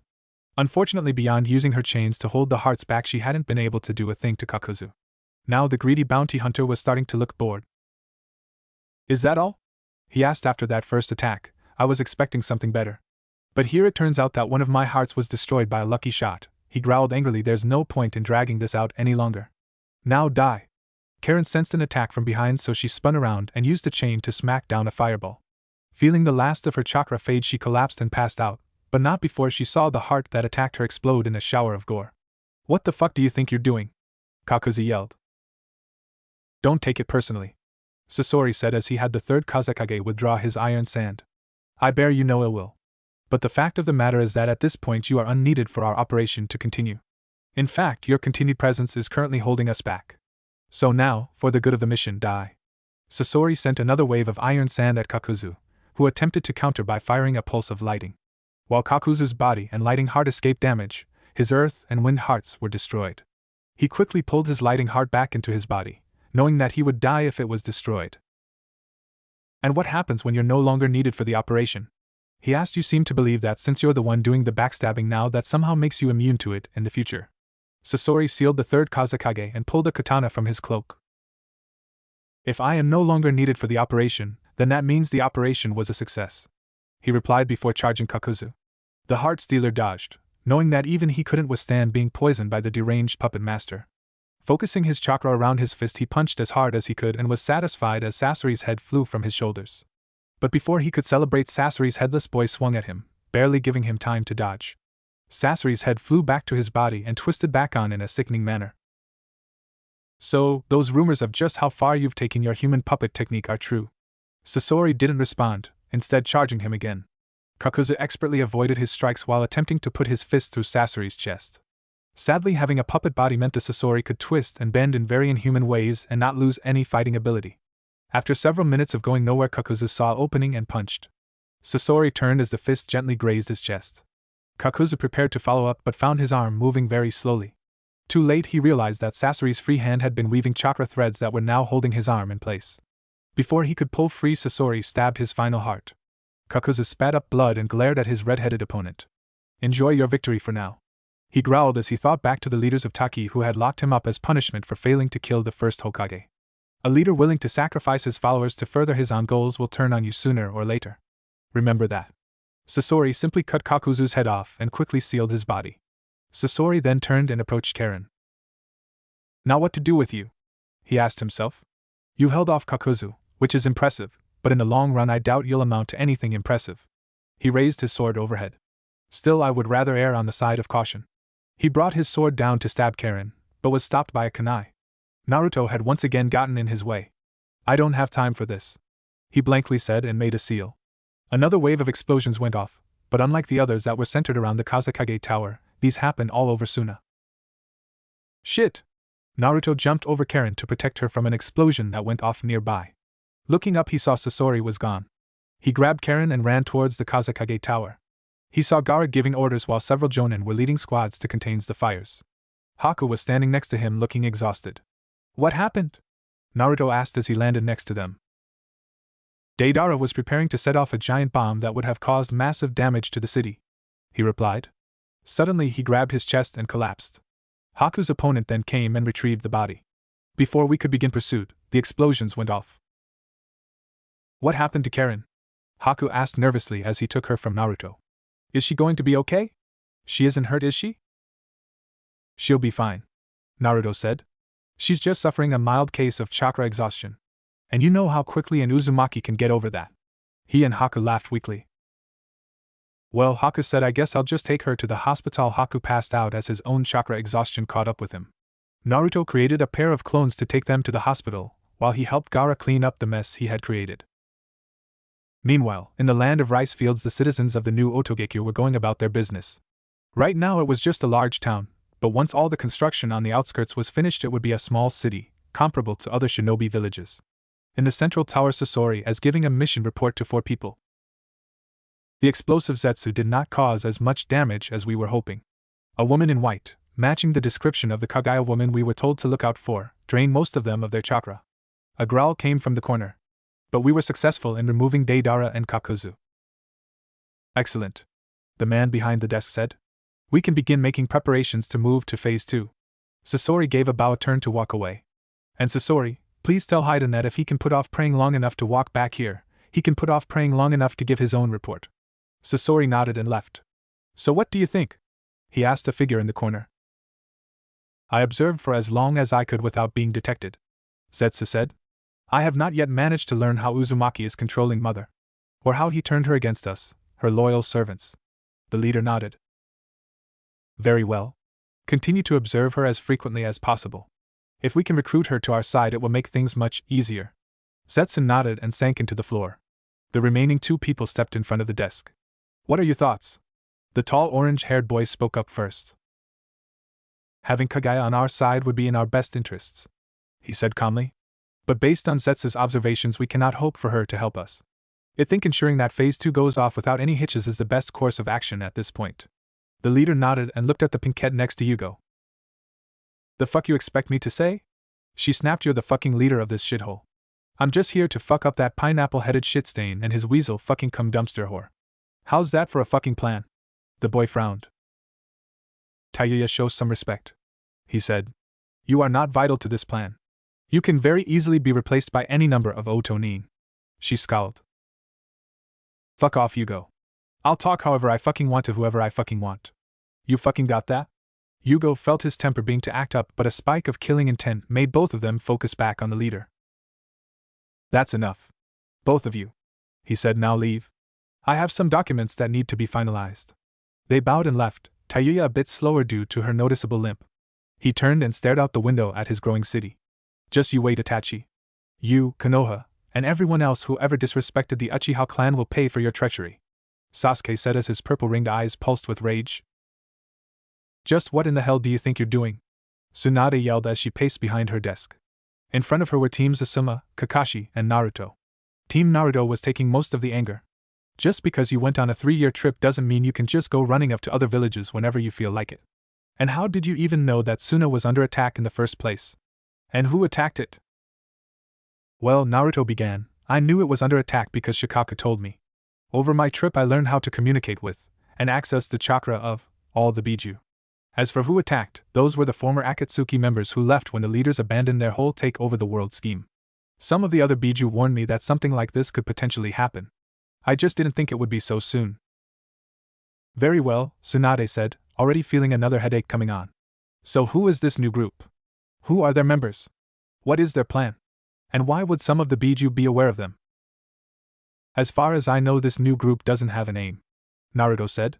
I can answer your other questions, but I don't like repeating myself, so could I tell you in a few days when everyone gets here? Tsunade narrowed her eyes. Naruto, what do you mean by everyone? She said slowly. Naruto nervously scratched the back of his head. I mean, I invited the leaders of Kiri, Suna, and Ain here, and they'll be arriving in the next few days. Naruto took a step back at the glare Tsunade shot him. Are you insane? She cried. You can't just invite a bunch of foreign leaders to just waltz on in here. Do you have any idea what kind of message that will send other countries? They might think that we're preparing for something big. Lady Tsunade, Naruto said so sternly that her triad ended. Before it could regain steam, Naruto continued. In case it escaped your notice, one of our closest allies has a smoldering crater in the middle of their village, put there by a gang of S-class missing nin. It seems to me that somebody is already trying to send a message.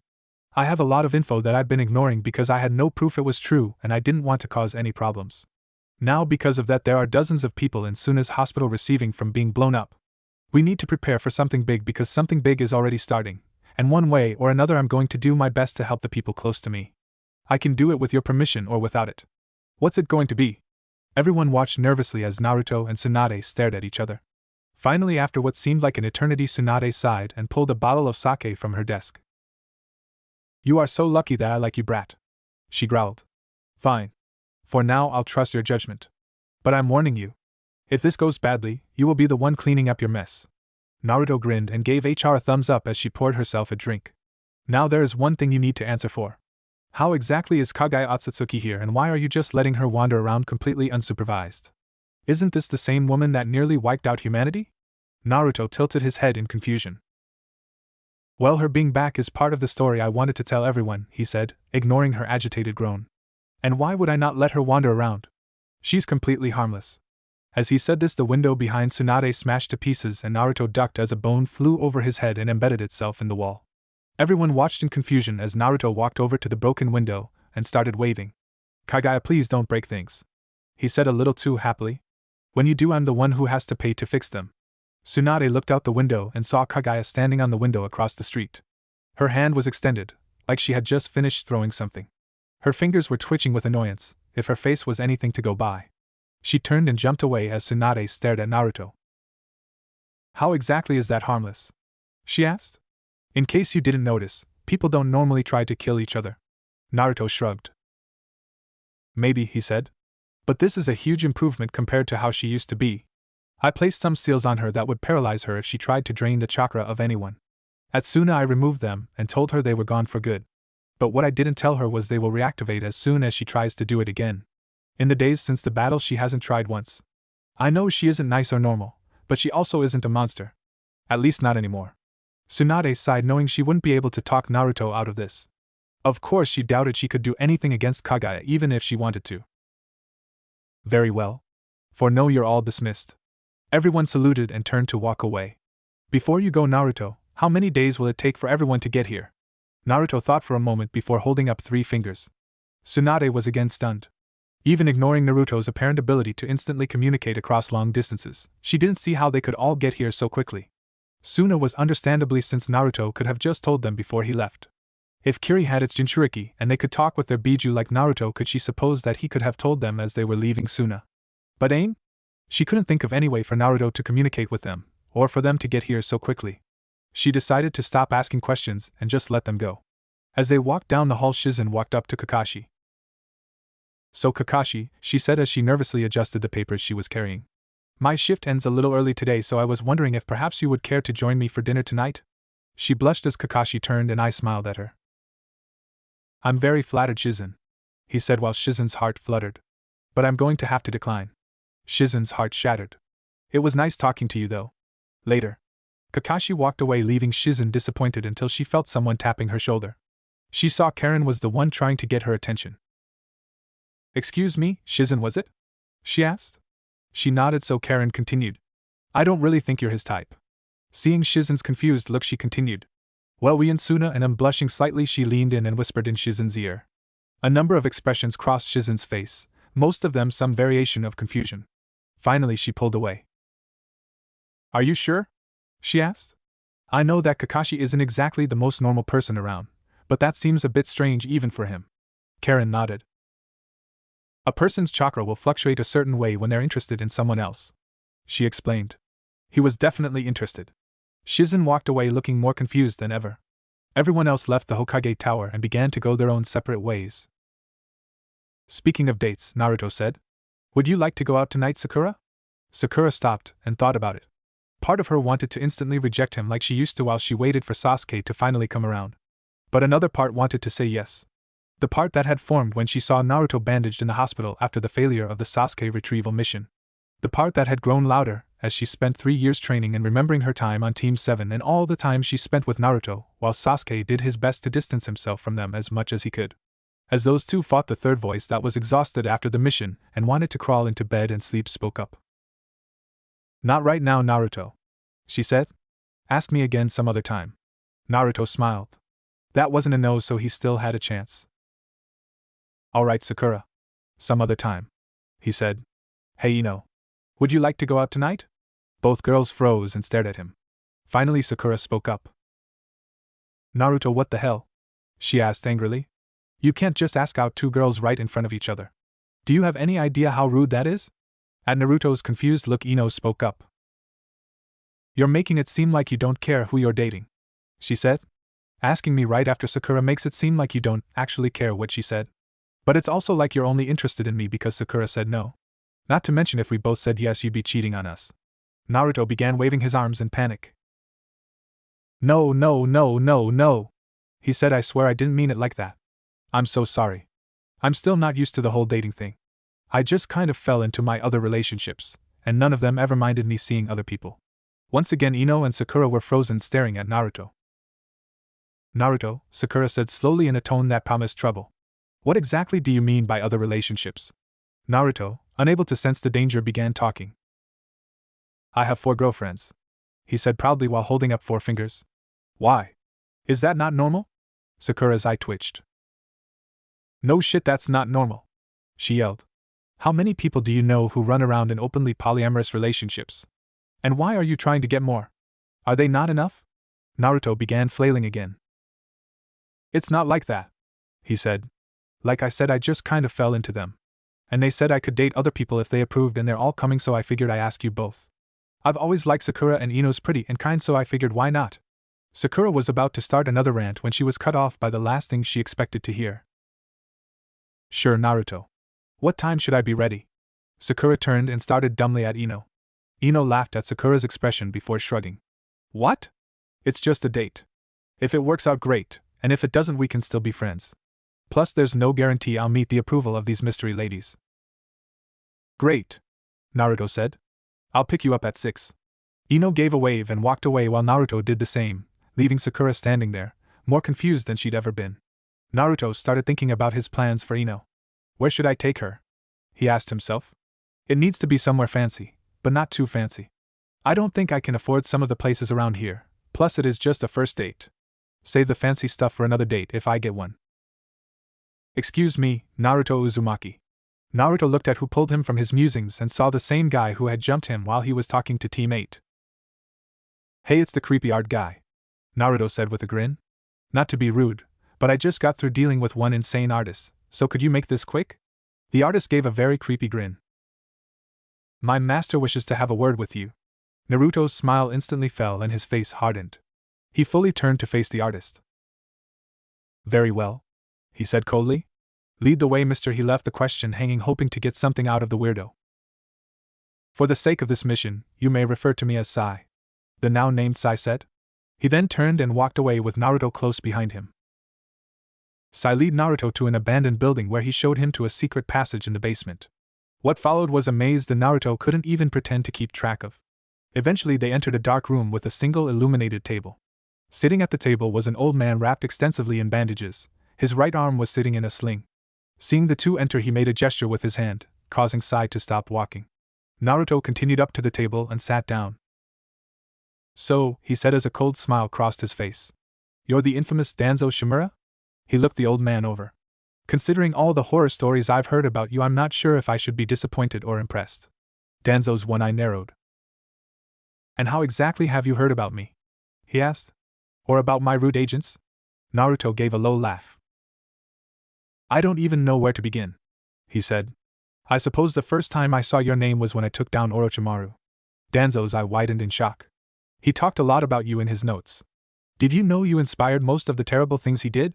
Sure, he took them a lot farther than you did, but you were still the one that inspired them. And of course you still enjoyed the benefits of his work. As he said this, he stared at Danzo's injured arm.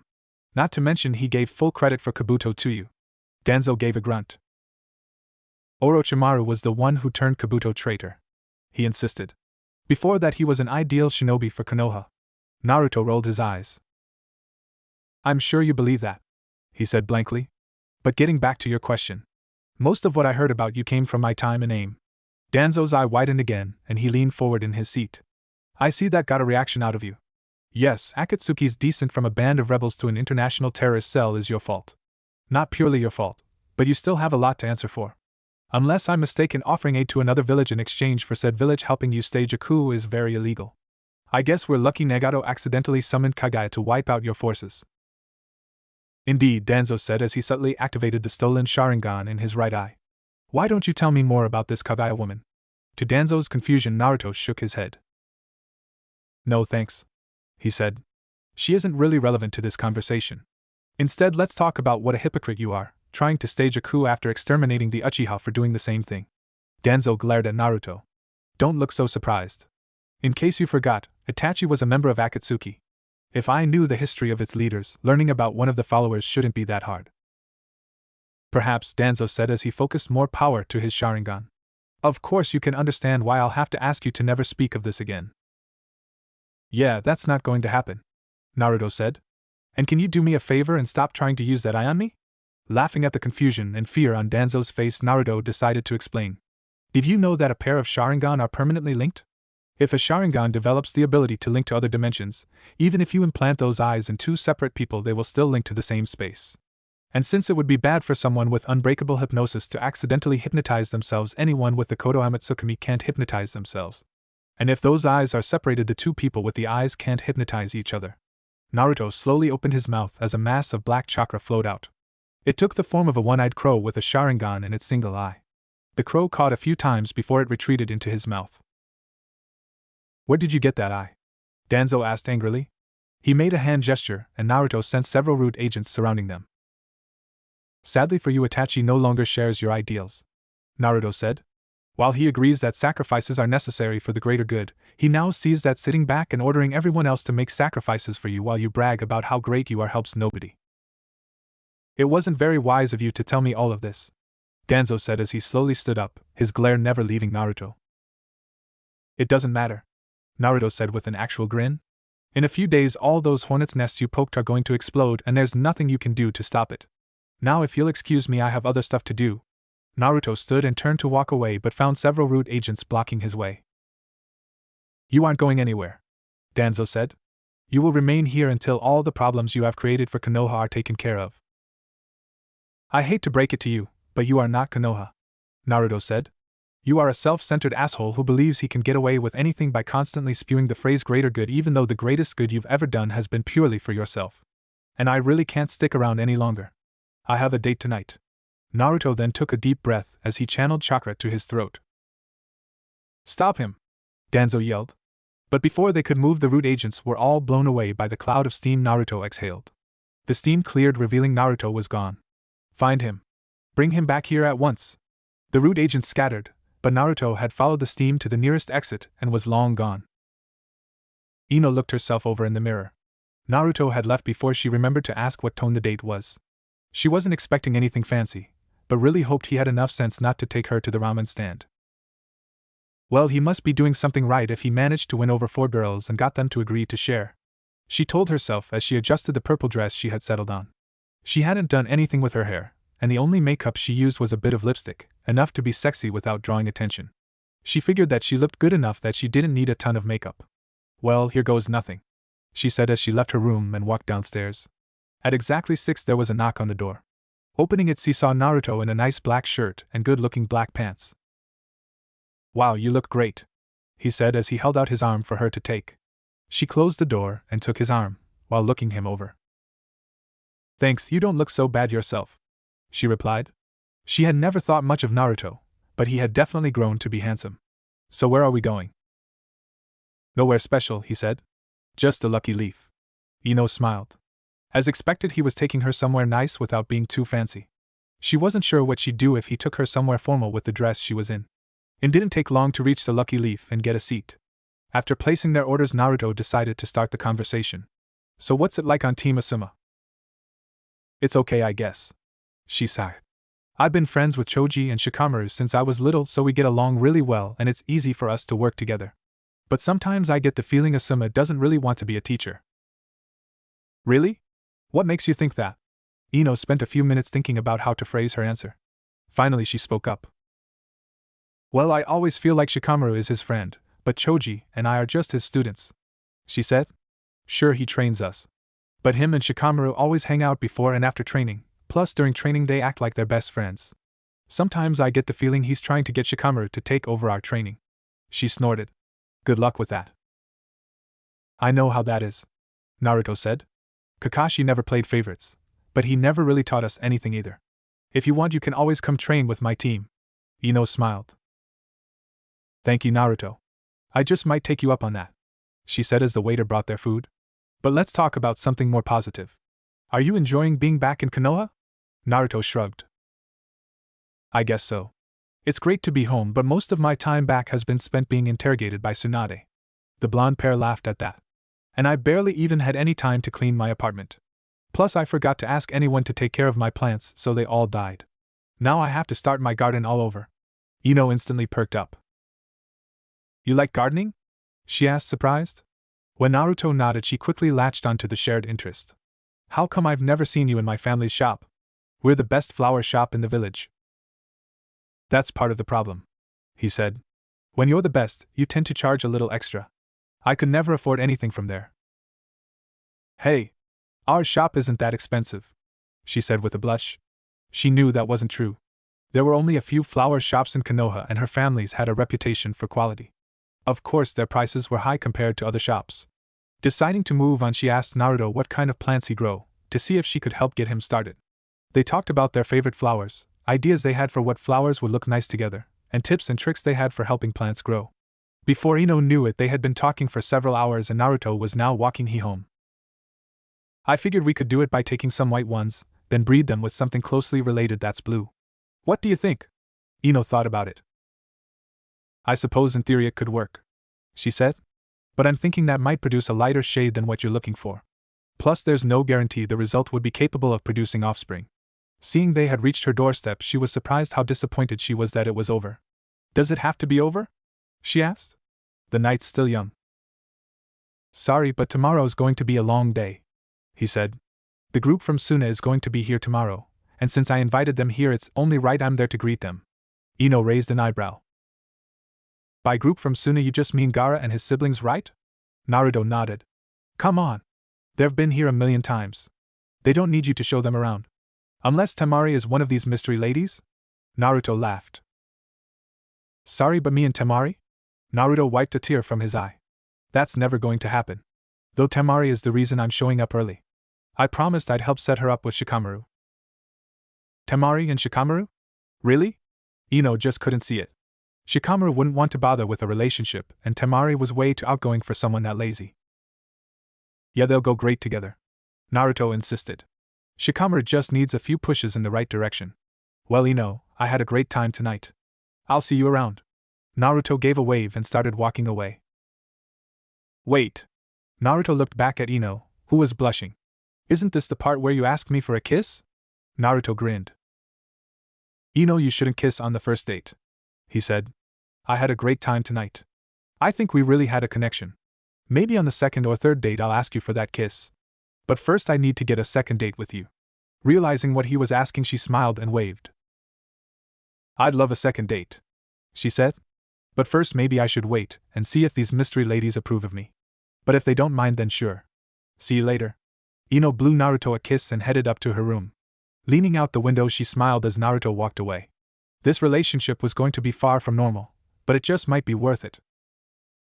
Ino hummed to herself as she watered the plants in her father's shop. Even since Naruto had dropped the bomb that the leaders of 3 separate villages were coming to visit, Tsunade had stopped assigning any new missions that weren't D or S rank. S rank missions were too important to ignore, even with foreign ninja running around, while D ranks could be done without sending ninja away. She figured working in her dad's shop for a few hours while he had a meeting with the clan head was easier than a D rank mission, and it'd pay more too. She heard the front door open and quickly got behind the counter. Welcome to the Yamanaka flower shop, she greeted. How can I help you today? She barely finished talking before Sakura grabbed her and pulled her close. You can help me by telling me what the hell happened last night, she said. How was it? Did you find out who these other girlfriends are? Why did you even agree in the first place? Are you dating now? Ino quickly slapped her hand over Sakura's mouth. Sakura stopped talking, but her eyes still shone with curiosity. It was nice, Ino said. We had a nice dinner, talked about each other, and he walked me home. And no, his other girlfriends never came up. She laughed at Sakura's confused expression. I agreed to go out with him because I figured what's the worst that could happen? And I suppose technically we're dating, given that we scheduled training together, and I agreed to help with his gardening. She removed her hand and Sakura instantly began talking again. How do you date a guy with other girlfriends without asking about them? She asked. She didn't get why someone who was just as interested in Sasuke as her would go on a date with someone she barely knew. Then again, she barely knew Sasuke, so maybe she was just chasing anyone good-looking. Because they never came up, Ino said. He wanted to know more about me and I wanted to know more about him. The other girls never came up. Once they get here I can get to know them. But until then I'd like to focus on me and Naruto. Seeing that Sakura still looked confused, Ino grinned. If you're so curious about what the appeal is, maybe you should just go on a date with him yourself. Sakura blushed. She wasn't as against the idea as she was 3 years ago, but part of her still held out hope that Sasuke would come to his senses and come back to her. Maybe some other time, she stumbled out. Ino laughed at her friend as someone else came in. Honey, I'm back, Inoichi said as he walked through the door. Hello, Sakura. It's been a while since your last visit. Sakura politely bowed. Hello, Mr. Yamanaka, she said. Training with Tsunade has kept me really busy lately. I just stopped by to ask Ino about her date last night. I'll kill the little bastard, Inoichi said, flying into protective father mode. Rationally, he knew Naruto wasn't the type of person who would do something to hurt Ino. But in the eternal war between father and boyfriend, there is no room for rationality. He'd better keep his hands to himself. Daddy, we've been over this, Ino sighed. He was respectful enough that he didn't even try to kiss me after the date. And Noichi continued muttering while Ino started walking towards the door. Now I agreed to help greet the representatives from Suna, so if there's nothing else to do here, I need to go. Very well, Noichi said, thank you for covering while I was busy. Ino gave him a hug, then left with Sakura right behind her. My little girl's finally growing up. Thinking of the two boys from Team 7, he shrugged. She could have done worse. Ino and Sakura made their way to the front gates. Sakura was still trying to fork out Naruto's relationships in her head. The question that Ino hadn't been able to answer was, how exactly did it work in the bedroom? She got that Naruto valued his girlfriends as individuals. But was the bedroom purely one-on-one? Was it open door? Did you have to set something up with the other girl? Were you dating the other girls too? You're thinking of something perverted, aren't you? Sakura looked up and saw Ino was giving her a large grin. What makes you say that? She asked, knowing that lying to Ino was hard, given her Yamanaka training and heritage. You were blushing and muttering to yourself, she replied. I believe I heard you mention something about other girls joining. Sakura's blush grew worse. Is somebody interested in a little threesome action? Shut up, Sakura screeched, hoping that Ino wouldn't notice that she had hit the nail right on the head. Ino laughed and began running with Sakura right behind her. Sadly for Sakura, the gates came into view before she could catch and get revenge on her loudmouth friend. Hello, Naruto, Ino sang as they approached. Jiraiya, Naruto, and Tsunade looked up from their conversation to see the pair of Kunoichi approaching. Hello, Lord Jiraiya, Lady Tsunade. Hello, Ino. What brings you here? Tsunade asked. Her and Jiraiya had just finished making hotel arrangements since, according to Naruto, each leader would be bringing 2 bodyguards each. I agreed to help Naruto get Temari and Shikamaru hooked up, she said. Hopefully a girlfriend will motivate him to get off his lazy ass and train once in a while. Sakura and Tsunade snorted, causing Ino to hang her head. Yeah, you're right, she groaned. So what's the plan for today? I will be meeting with Gaara to begin setting up the framework of this alliance Naruto apparently threw together, Tsunade said while shooting Naruto a look. Naruto will be escorting his bodyguards around. Speaking of which, Naruto said, here they come. Looking up, everyone saw Gaara approaching with his Kazekage hat on. As expected, Kankuro and Temari were right behind him. The Konoha ninja approached, and they met right at the gate. It is a pleasure to see you again, Lady Hokage, Gaara said with a formal bow. Tsunade returned the gesture. It's a pleasure to see you as well, Lord Kazekage, she said. I trust you had a pleasant trip. Gaara removed his hat. Indeed it was. Normally I wouldn't leave Suna so soon after an attack, but thanks to Naruto the damage wasn't as severe as it could have been. Thank you? Don't thank me, Tsunade said. Naruto's the one who took off running the second he realized something was wrong. Then he comes back and announces he's throwing a party for other village leaders. Gaara smiled.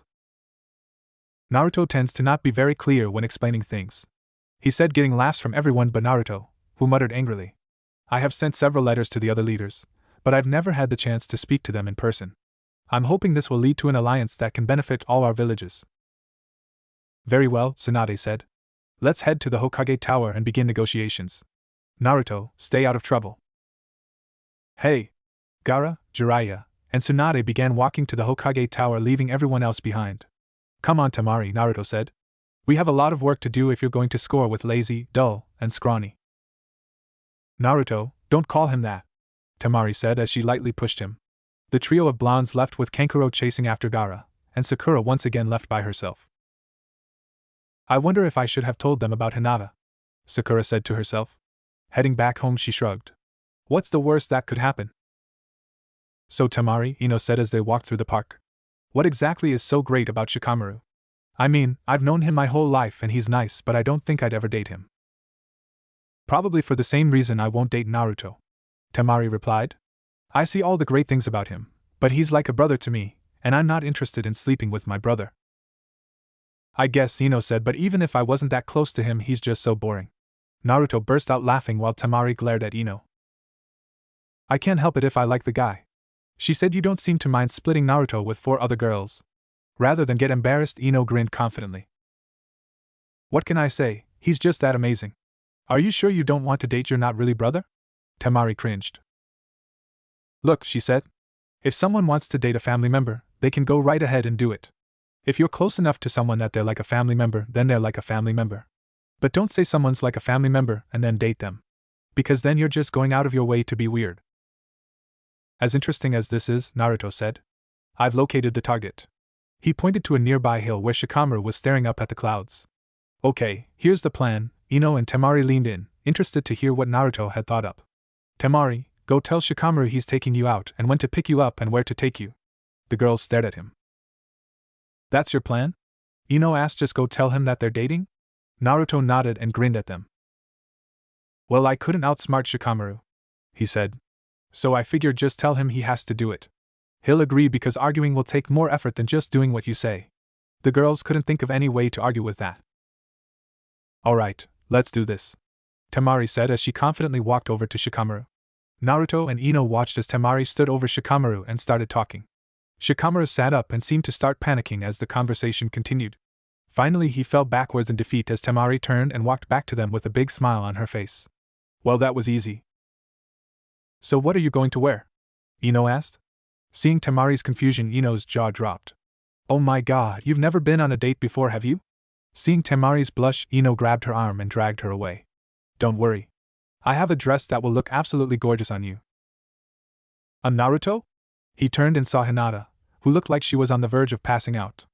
Sakura told me that you were dating openly and I was wondering if perhaps you'd be interested in going out with me tonight? Naruto tilted his head in confusion. Hinata was interested in dating him? And weren't there rules for clan heirs and heiresses dating outside their clan? Wouldn't she need to give up being heiress to date him? How was she supposed to unite the main and branch families if she gave up being clan head? But there was one other problem that was a bit more pressing. Are you sure? He asked. You look kind of sick. Maybe we could do it some other time when you're feeling better. No, I'm fine, she yelled. Blushing at her outburst, she continued at a normal volume. That's just because I'm nervous. I'll be much better tonight. So what time should I expect you? How about 6? He asked, ignoring the fact that she had basically invited herself. She nodded and walked away with the biggest smile he had even seen on her face. Man, 2 dates in 2 days? If I'm not careful, I'm going to run out of places to take them. With that, he left to plan his date. Naruto sat across from Hinata trying to think of what to say. He had decided to repeat his date with Ino since that had gone so well. He probably should have told Hinata, since she was now a bit overdressed. But it was too late for that. Might as well enjoy it. So Hinata, what kind of training has your team done while I was gone? He asked, figuring that training was one thing they were guaranteed to have in common. Nothing special, I guess, she said. True to her word, she was now much calmer than she had been earlier. Kurenai showed us some genjutsu. Nothing too powerful, just enough to distract the opponent so we can move in and hit them with our taijutsu. Wow, really? Naruto asked. Kiba doesn't really seem like the genjutsu type to me. Or do you cast the genjutsu and Kiba goes in for the attack? Hinata frowned. We never really discussed how to use them as a team, she said. Kiba wasn't that interested in learning them, and Shino learned them, but he prefers to use his clan jutsu. Now it was Naruto's turn to frown. Not to be rude, but it doesn't really sound like she's taught your teammates all that much. Hinata scowled at him. You're not exactly one to talk, you know, she said. I seem to remember Kakashi ditched you for a month during the Chunin exams. Yeah, and that was the first and only time he did it, plus it was only for a month while I was a genin, Naruto said, ignoring the fact he still was a genin. It sounds like Kurenai has been focusing on you repeatedly for the past 3 years. Plus your Chunin. Shouldn't you be learning something a little more advanced than some basic genjutsu? Genjutsu is Kurenai's specialty, Hinata said, quickly coming to her teacher's defense. Besides, Kurenai has always done her best to teach us. I'm not trying to say anything bad about Kurenai, he said. I'm just saying if you aren't learning that much under your teacher's best, you might want to consider getting a new teacher. Hinata could see Naruto's point, though she still didn't like him talking bad about the woman she thought of as a mother.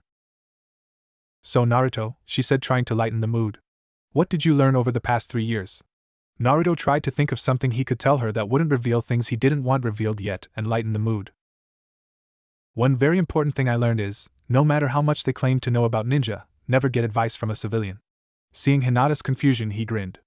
I met this guy, who insisted that he'd read enough about ninja that he could give me some great advice.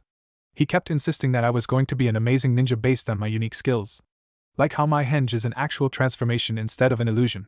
Hinata tilted her head in confusion. But the henge already is an actual transformation, not an illusion, she said. Were civilians really that clueless about ninja? I tried telling him that, but he wouldn't listen. He said between my henge being real and my inability to create a basic bushin, I would never specialize in genjutsu. Did he think that because bushin aren't solid they're illusions? Naruto nodded. That's so. Hinata trailed off. She didn't want to call a civilian stupid for not understanding how ninjutsu worked. But being surprised that a transformation technique actually involved transforming, and thinking that clones, the most basic of ninjutsu, were genjutsu, was rather stupid. So, did you take any interesting missions while I was gone? Naruto asked. With the tension gone, they began exchanging stories.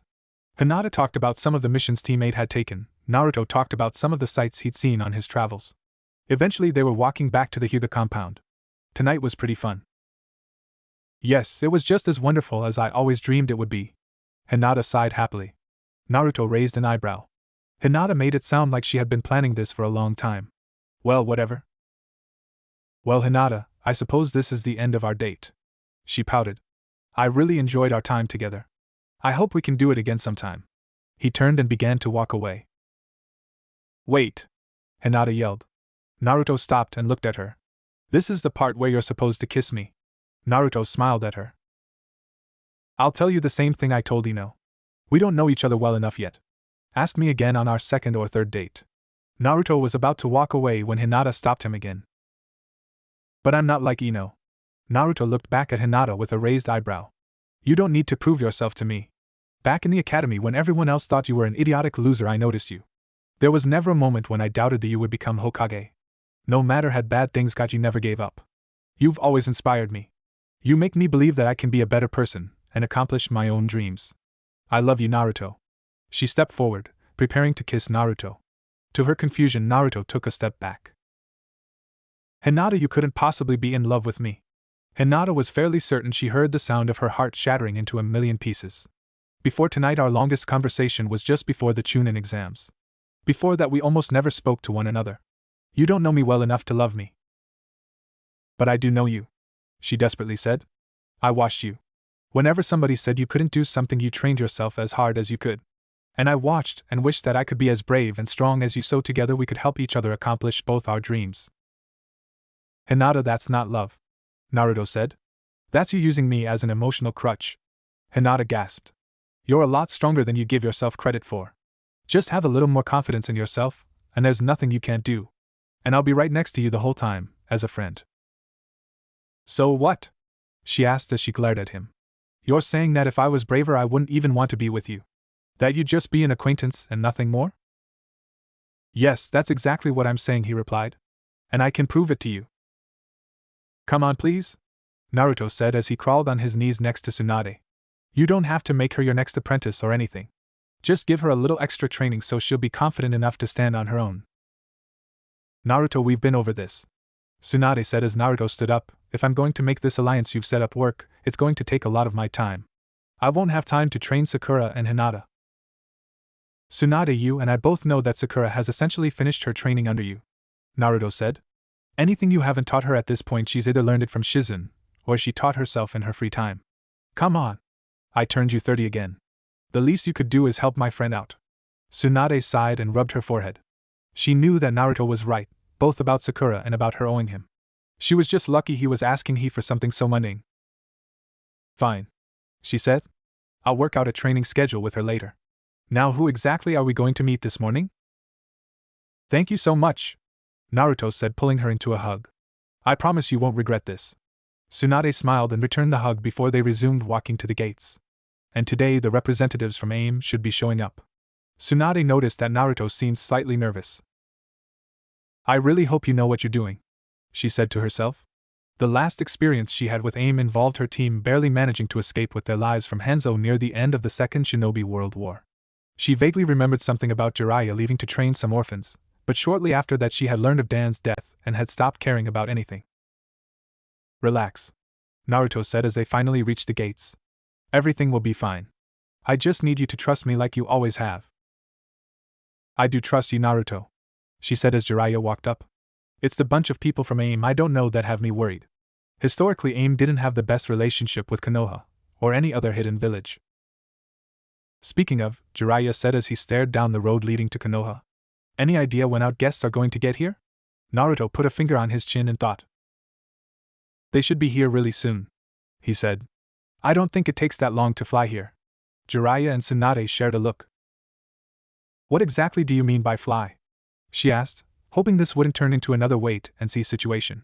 Before Naruto could respond, an loud shriek caused everyone to look up. Flying towards them was, without a doubt, the ugliest bird any of them had ever seen. It had 3 wings and 3 legs, causing its flight to be shaky. Its oversized beak resembled a huge drill more than anything else. The huge creature landed just outside of Konoha's gates. That's what I meant by fly, Naruto said as a trio of cloaked figures climbed off the bird's back. Spotting the familiar red cloud pattern, Tsunade turned to Naruto. I thought you said Akatsuki didn't exist anymore. She said, why are they here? Naruto nervously scratched his cheek. Technically they aren't Akatsuki, he said. Akatsuki started out as a rebel group trying to overthrow Hanzo. Then some horrible stuff happened that I promised I would help them fix, and they became a terrorist organization. Then I met them and we managed to talk things out. They aren't a terrorist organization anymore, but since they rule AIM now, they aren't exactly a rebel group. So they aren't really Akatsuki, but the red cloud symbol means a lot to them, so they kept it. Suddenly one of the cloaked figures turned away from the giant bird and began charging them. Tsunade was prepared for a fight but stopped when the figure began waving. Master Jiraiya! A female voice happily sang out. Tsunade saw Jiraiya freeze, an expression of shock and confusion on his face. No, he whispered to himself. It can't be. The figure jumped at Jiraiya and tackled him into a hug. As she did, her hood fell down, revealing a young woman with blue hair and pale skin. She had a pierced lip and eyeshadow that matched her hair. It's so good to see you again, she said happily. She opened her eyes, revealing them to be a steely gray. She let go of Jiraiya, who stepped back in confusion. Conan? How are you here? I thought you were dead. Conan turned and looked at Naruto. They stared at each other for a few seconds before a look of realization crossed his face. Oh crap, I forgot. He turned to his teacher. Conan and Nagato, say hello. Jiraiya face-palmed while Conan giggled as she approached Naruto. You know it's a good thing you're cute because you never get by with just your brain. Naruto pouted and pulled her into a hug. Hey, that's not fair, he said. I've been working on getting smarter. I hate for my stupidity to accidentally get you hurt. Conan laughed again before leaning forward and pulling him into a deep kiss. She pulled back and stared into his eyes. I missed you, she said before pulling him into another kiss. Jiraiya and Tsunade's jaws hit the ground as Naruto pulled back and kissed her cheek. I missed you too, he said while continuing to plant kisses on her cheek. Jiraiya was torn between happiness that Conan was still alive, confusion as to how she knew Naruto, and pride in Naruto for finally opening his eyes to the amazing beauty that is women. Before he could dwell on this, another familiar, but much less welcome voice spoke up. It's been a while, Jiraiya. The Toad Sage quickly assumed a fighting stance while turning and coming face to face with a pair of glowing red eyes. From your reaction, I take it Lady Tsunade has ignored Naruto's request that the truth behind the Uchiha massacre be revealed. Jiraiya raised an eyebrow. He thought Naruto wanted Itachi's final mission declassified. What did that have to do with the Uchiha massacre? Itachi Uchiha, Tsunade said in a voice that promised pain. Maybe you should consider the fact that discussing S-rank secrets in public is a crime punishable by death. Lady Tsunade, he said with a polite bow. I apologize, but one way or another, the truth will be revealed. Whether you choose to reveal it, or me and Naruto have to tell everyone ourselves. Either way, you can't stop it. Jiraiya looked back and forth between the two. Just what was happening? Oh really? Tsunade asked. And even if you did that, just what makes you think you'd be accepted back here? Simple, he replied. I will aid the leader of AIM in taking down the traitor Danzo Shimura. Once his crimes are exposed, the general public will be far more accepting of me. Seeing an opportunity to learn more, Jiraiya spoke up. Just who is the leader of AIM? He asked. And why would he have such a problem with Danzo? Itachi gave a smile that reminded Jiraiya a little too much of Naruto. She is right over there, he said, pointed to the third figure who had just dispelled the bird summons that they had rode here. Jiraiya was rather surprised.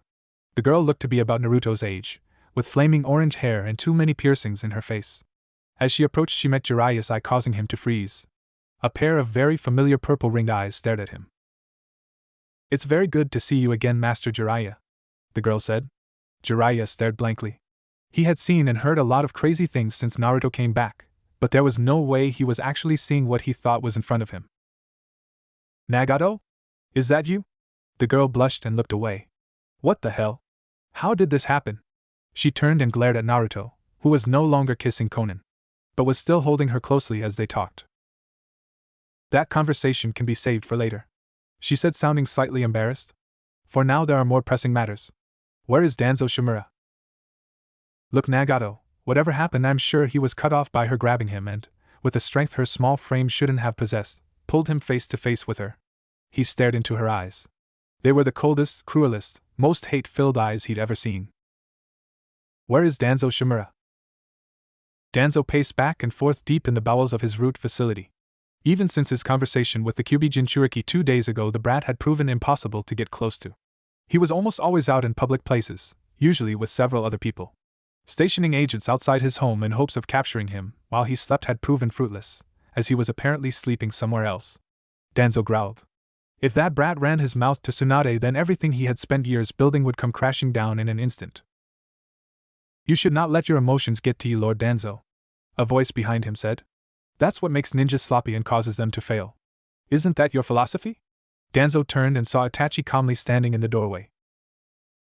You certainly have a lot of nerve showing your face here, Danzo said as he ordered his root agents to surround Itachi.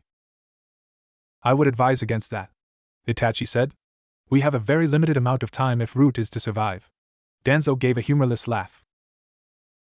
You honestly expect me to believe that? He asked. It's bad enough the Kyuubi Jinchuriki found out about me through Orochimaru, but then you went and told him about my role in the Uchiha massacre. Not to mention you gave him Shurasue's Koto Amatsukami. What possible explanation could you have to justify that? Itachi stared back at him. If Naruto was going to tell Tsunade about you, don't you think he would have done so already? Danzo glared. While he had found it strange that Tsunade hadn't been informed of his activities, he didn't think that justified anything. So what? He asked. Obviously the boy is planning something. Likely something that will allow him to dispose of me while making himself look like the hero. Truthfully, Danzo didn't think Naruto was capable of foresight on that level, but it was the best explanation he had at this point. Naruto isn't capable of planning something that complex, Itachi stated calmly. What he is capable of doing is trusting people who have already tried to hurt him in the past. For example, I told him that your encounter with Nagato happened after the Uchiha massacre and was an attempt by you to bring Nagato under your control. He now believes the Rinnegan is immune to the Koto Amatsukami. Danzo raised an eyebrow. Now that he thought about it, Naruto had referred to his alliance with Hanzo as coming after the Uchiha massacre. At the time he had been more worried about the fact Naruto was even aware of such things. But what Itachi was implying definitely had his interest. Do you believe the Rinnegan could resist the Koto Amatsukami? He asked eagerly. Having the Rinnegan at his disposal would make taking the position of Hokage much easier. Once it was secured, nobody would be able to oppose him. He could pluck them out and implant them at his leisure. I am unsure, Itachi said. Truthfully, me giving Naruto the other Koto Amatsukami was merely an educated guess, to ensure you didn't accidentally interfere before I could speak with you. I apologize for any problems I may have caused, but Nagato has been increasingly paranoid since allying with Naruto, and I was unable to contact you. Danzo didn't drop his guard. In theory, what Itachi was saying could be true, but he hadn't gotten to where he was by being trusting.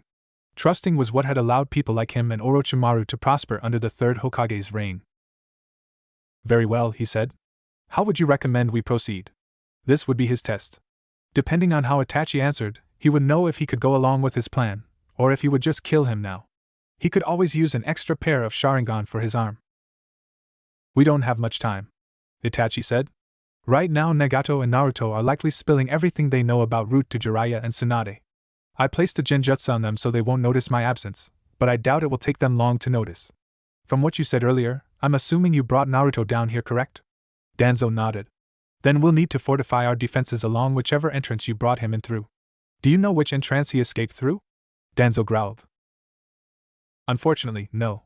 He said the boy somehow produced a cloud of steam and managed to cover his tracks as he escaped. Do you know how he did it? Itachi nodded. It would appear that during his journey Naruto made a point of speaking to all the Jinchuriki. Danzo's eye widened. Was the brat trying to cause an international incident? It seems Jinchuriki are capable of sharing their chakra with each other.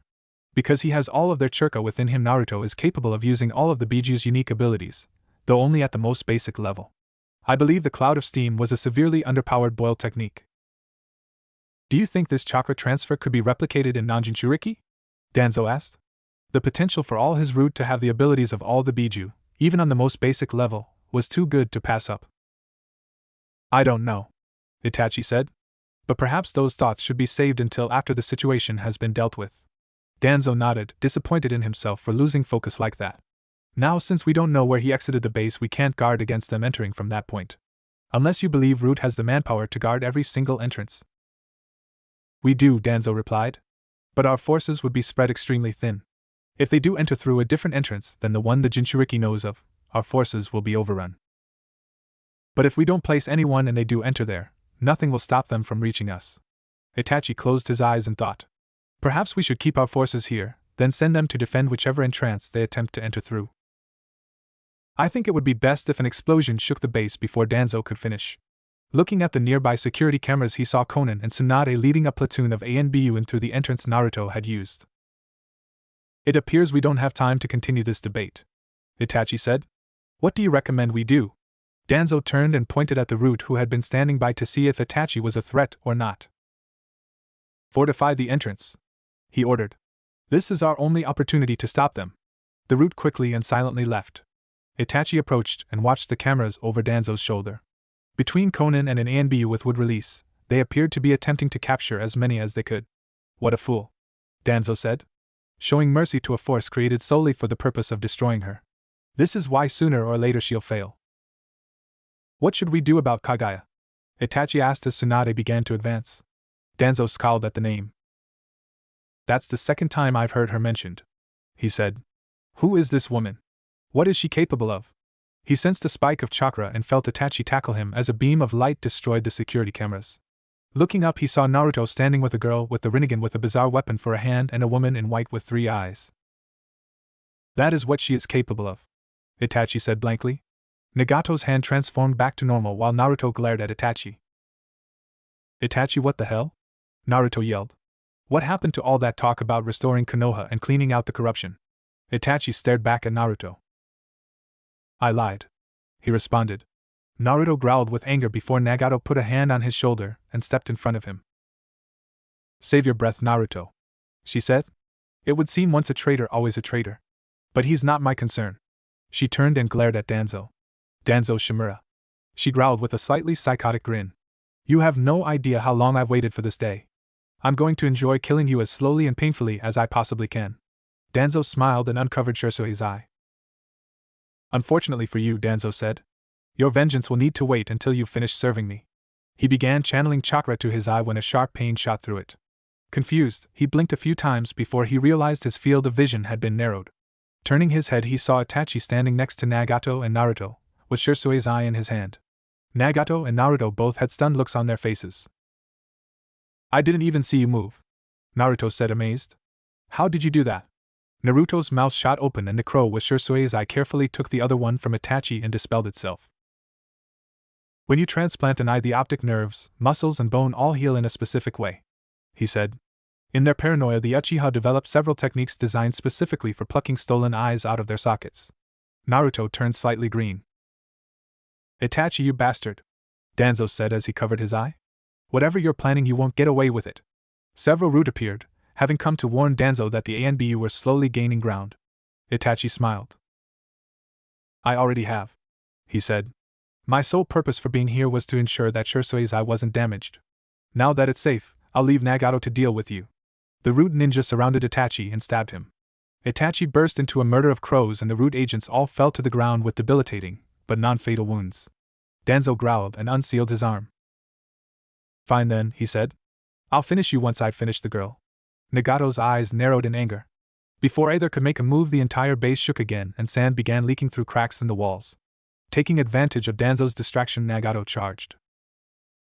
Die! She screamed as she drove a kunai into his skull. She allowed herself to be satisfied for a few seconds before Danzo's corpse vanished. Nagato turned to face the sound of something being summoned. She saw Danzo standing on top of a colossal tapir. Not bad, girl, Danzo said as Nagato growled. But I won't be making that mistake again. Baku, destroy her. Baku's truck swung at Nagato, who held an arm up to block it. To Danzo's amazement and horror, Instead of becoming a bloody smear on the ground, she was just barely knocked backwards. Baku's trunk was now being held by Nagato, who had sprouted several extra arms. She reached up and tore off her damaged cloak, revealing that she was wearing standard ANBU armor. Only the sides of the shirt were slit, allowing her extra arms to move freely, and the shirt was short enough to expose her waist. "My turn," she said as she flashed through several hand seals. In a cloud of smoke, a gigantic centipede appeared and began crawling up Baku's trunk. The tapir snarled as it attempted to throw the giant arthropod off. It hissed and dug its fangs into the summon's nose. As the two fought, Nagato jumped onto Baku's back. Danzo spat several air bullets at her, which she quickly dodged. Focusing her chakra around her waist, she summoned her Azurapath's tail. The massive saw blade flew forward and cleaved Danzo in half at the waist. Just as the two halves were about to land, they vanished. With a scream, Baku dispelled itself, the centipede's venom finally getting to him. Nagato jumped back to the centipede's head and saw Danzo standing in front of her. "How are you doing this?" she asked. "I could ask the same of you," he said as he stared into her eyes. "I seem to recall the Rinnegan user was a young man. Yet there's no doubt your eyes are real. How did you get them, girl?" Nagato snarled and pointed her hand at him. "Stop calling me that!" she screamed as a blast of gravity flew from her hand and blew Danzo to pieces. Without waiting, she jumped off her summon's head and, as expected, landed right in front of Danzo. He quickly moved to stab her with a kunai, while she reached out to grab him. Ignoring the pain in her shoulder, she quickly grabbed Danzo's face and channeled her human path, sucking out his soul. Immediately she knew sometime was wrong. Normally souls stolen through the human path were like books that she could look through and read at her leisure. Danzo's was like a hastily written note that was rapidly burning up. Focusing her thoughts, she barely managed to find what she was looking for. She turned to face Danzo, who was beginning to look nervous. "What are you so happy about?" he asked, seeing the insane grin on her face. She pointed to Danzo's arm, where 4 of his Sharingan had closed. "It was close, but I managed to find out the secret behind your little trick," she said. "Placing a genjutsu on yourself to ignore every fatal injury you receive is rather clever. And rather enjoyable for me. I've already killed you 4 times. Now I'll get to enjoy killing you another 7 times. She threw a wave of shuriken at Danzo, who summoned a wall of wind to block them. Nagato quickly used her Preta path to break through the wind wall, then quickly used her Azura path to put her fist straight through Danzo's chest. Unlike before, he crumbled to dirt. Looking around, she saw Danzo was gone. "So, the rat's trying to run away, is he?" she said to herself. She turned and faced Kagaya, who had been standing off to the side, while Itachi and Naruto had kept any root agents from interfering. "I believe we had a deal?" Kagaya scowled at being ordered around, but didn't say anything. Instead, she held out her hand, opening a portal in the middle of the room. A few seconds later, Danzo fell through, looking confused as to how he had ended up back there. "It's useless, Danzo," Nagato said. "As long as Kagaya is here, any path you run down, any rock you hide under, and hole you crawl down, all of them will lead back here. You can't escape me. Now die." Conan ducked under a stray kunai before sending another wave of paper forward. As Itachi had predicted, the root members were all charging into the bottleneck created by attacking one entrance. They didn't have any plan of attack, they just suicidally charged, hoping to take out as many ANBU as they could.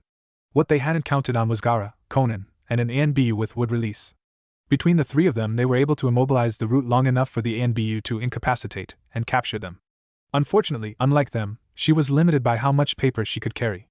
The situation was made worse by the fact that the battle had been dragging on longer than expected. "Nagato, Naruto, please be safe," she whispered to herself. She knew she shouldn't be thinking of them while fighting a battle of her own, but she just couldn't help it. The 2 people closest to her were fighting the monster who had ruined her life. Not to mention their backup was an even worse monster. Naruto may have been willing to trust Kagaya, but she didn't think she ever would. The fact that her compliance in this plan had been earned by promising her that she could drain the life from all the root that were too far gone to be integrated back into the regular ANBU just showed what kind of person she really was. Those root would be killed either way, but that didn't change the fact that Kagaya's loyalty was being bought with human lives. As she blocked several shuriken, the sounds of a massive explosion shocked the base, causing the lights to flicker. All the root froze, making them easy to capture. As Conan pinned them, she heard one whisper. "Lord Danzo is dead." Conan's eyes widened in amazement. Had they done it? Had they really done it? Was that monster really dead? Conan impatiently waited for the ANBU to arrest the last of the root before she ran towards the center of the complex where it was likely they were fighting. When she got there, she froze in terror. The entire room was missing. In its place was a huge empty sphere with pipes and wires hanging down. It looked like something had taken a massive bite out of the complex. She saw Danzo's beaten, bloody corpse at the bottom of the pit, but there was no sign of anyone else. Nagato? Naruto? She called nervously. Her voice echoed across the empty room. Nervously, she began climbing into the pit. Nagato? Naruto? Her breathing began to grow labored as fear slowly crept into her soul. Reaching the bottom of the pit, she began frantically looking around. There were no signs of life anywhere. Nagato! Naruto! Panicking, she turned and glared at Danzo's corpse. Why do you keep having to ruin my life? She screamed as she kicked his body into the corner. Conan grabbed her head and screamed in pain. Once again, just as everything was going right with her life, the world saw fit to take it all away from her. Everything in front of her began to grow hazy as tears filled her eyes. She sobbed as her vision grew black. Blinking a few times, she realized the haze was actually space twisting and bending in front of her. Like a gaping maw, space ripped open. Kaguya calmly stepped out, looking no worse for wear. With a loud yelp, Itachi, Nagato, and Naruto fell out behind her and landed in a haphazard pile of limbs. Naruto weakly gave a thumbs up. Thanks for the save, Kaguya. He groaned. Kaguya said nothing as she began to walk away. Conan quickly ran past her and grabbed her friends in a bone-crushing hug. Nagato! Naruto! Thank God! She said as she started crying tears of happiness. I was so worried. I thought you were dead. Naruto happily hugged her back, while Nagato awkwardly joined in. Don't worry, Conan, Naruto said. I'm not going to die until I become Hokage, and help you and Nagato restore aim. Conan smiled and started kissing Naruto, making Nagato very uncomfortable. Luckily for her, Itachi chose that moment to speak up. As sweet as this moment is, do you think you could get off me? He asked. Conan and Naruto quickly jumped away, while Nagato and Itachi stood up and dusted themselves off. Thank you? It was getting uncomfortable down there. Conan and Naruto blushed brightly, while Itachi and Nagato left to assist Tsunade with rounding up the last of root. Conan pulled Naruto into another hug when she noticed Kaguya staring at them. She still wasn't sure about the three-eyed princess, but she had to admit, the apathetic stare she was giving was much better than the hateful glare she had constantly worn when she had first woken up. Thank you? Conan said. Kaguya's eyes widened in surprise for a few seconds before she turned and walked away. Naruto, thinking that Conan was talking to him, pulled back so he could look into her eyes. It was nothing, he said. I'd do anything to keep you happy. I love you, Conan.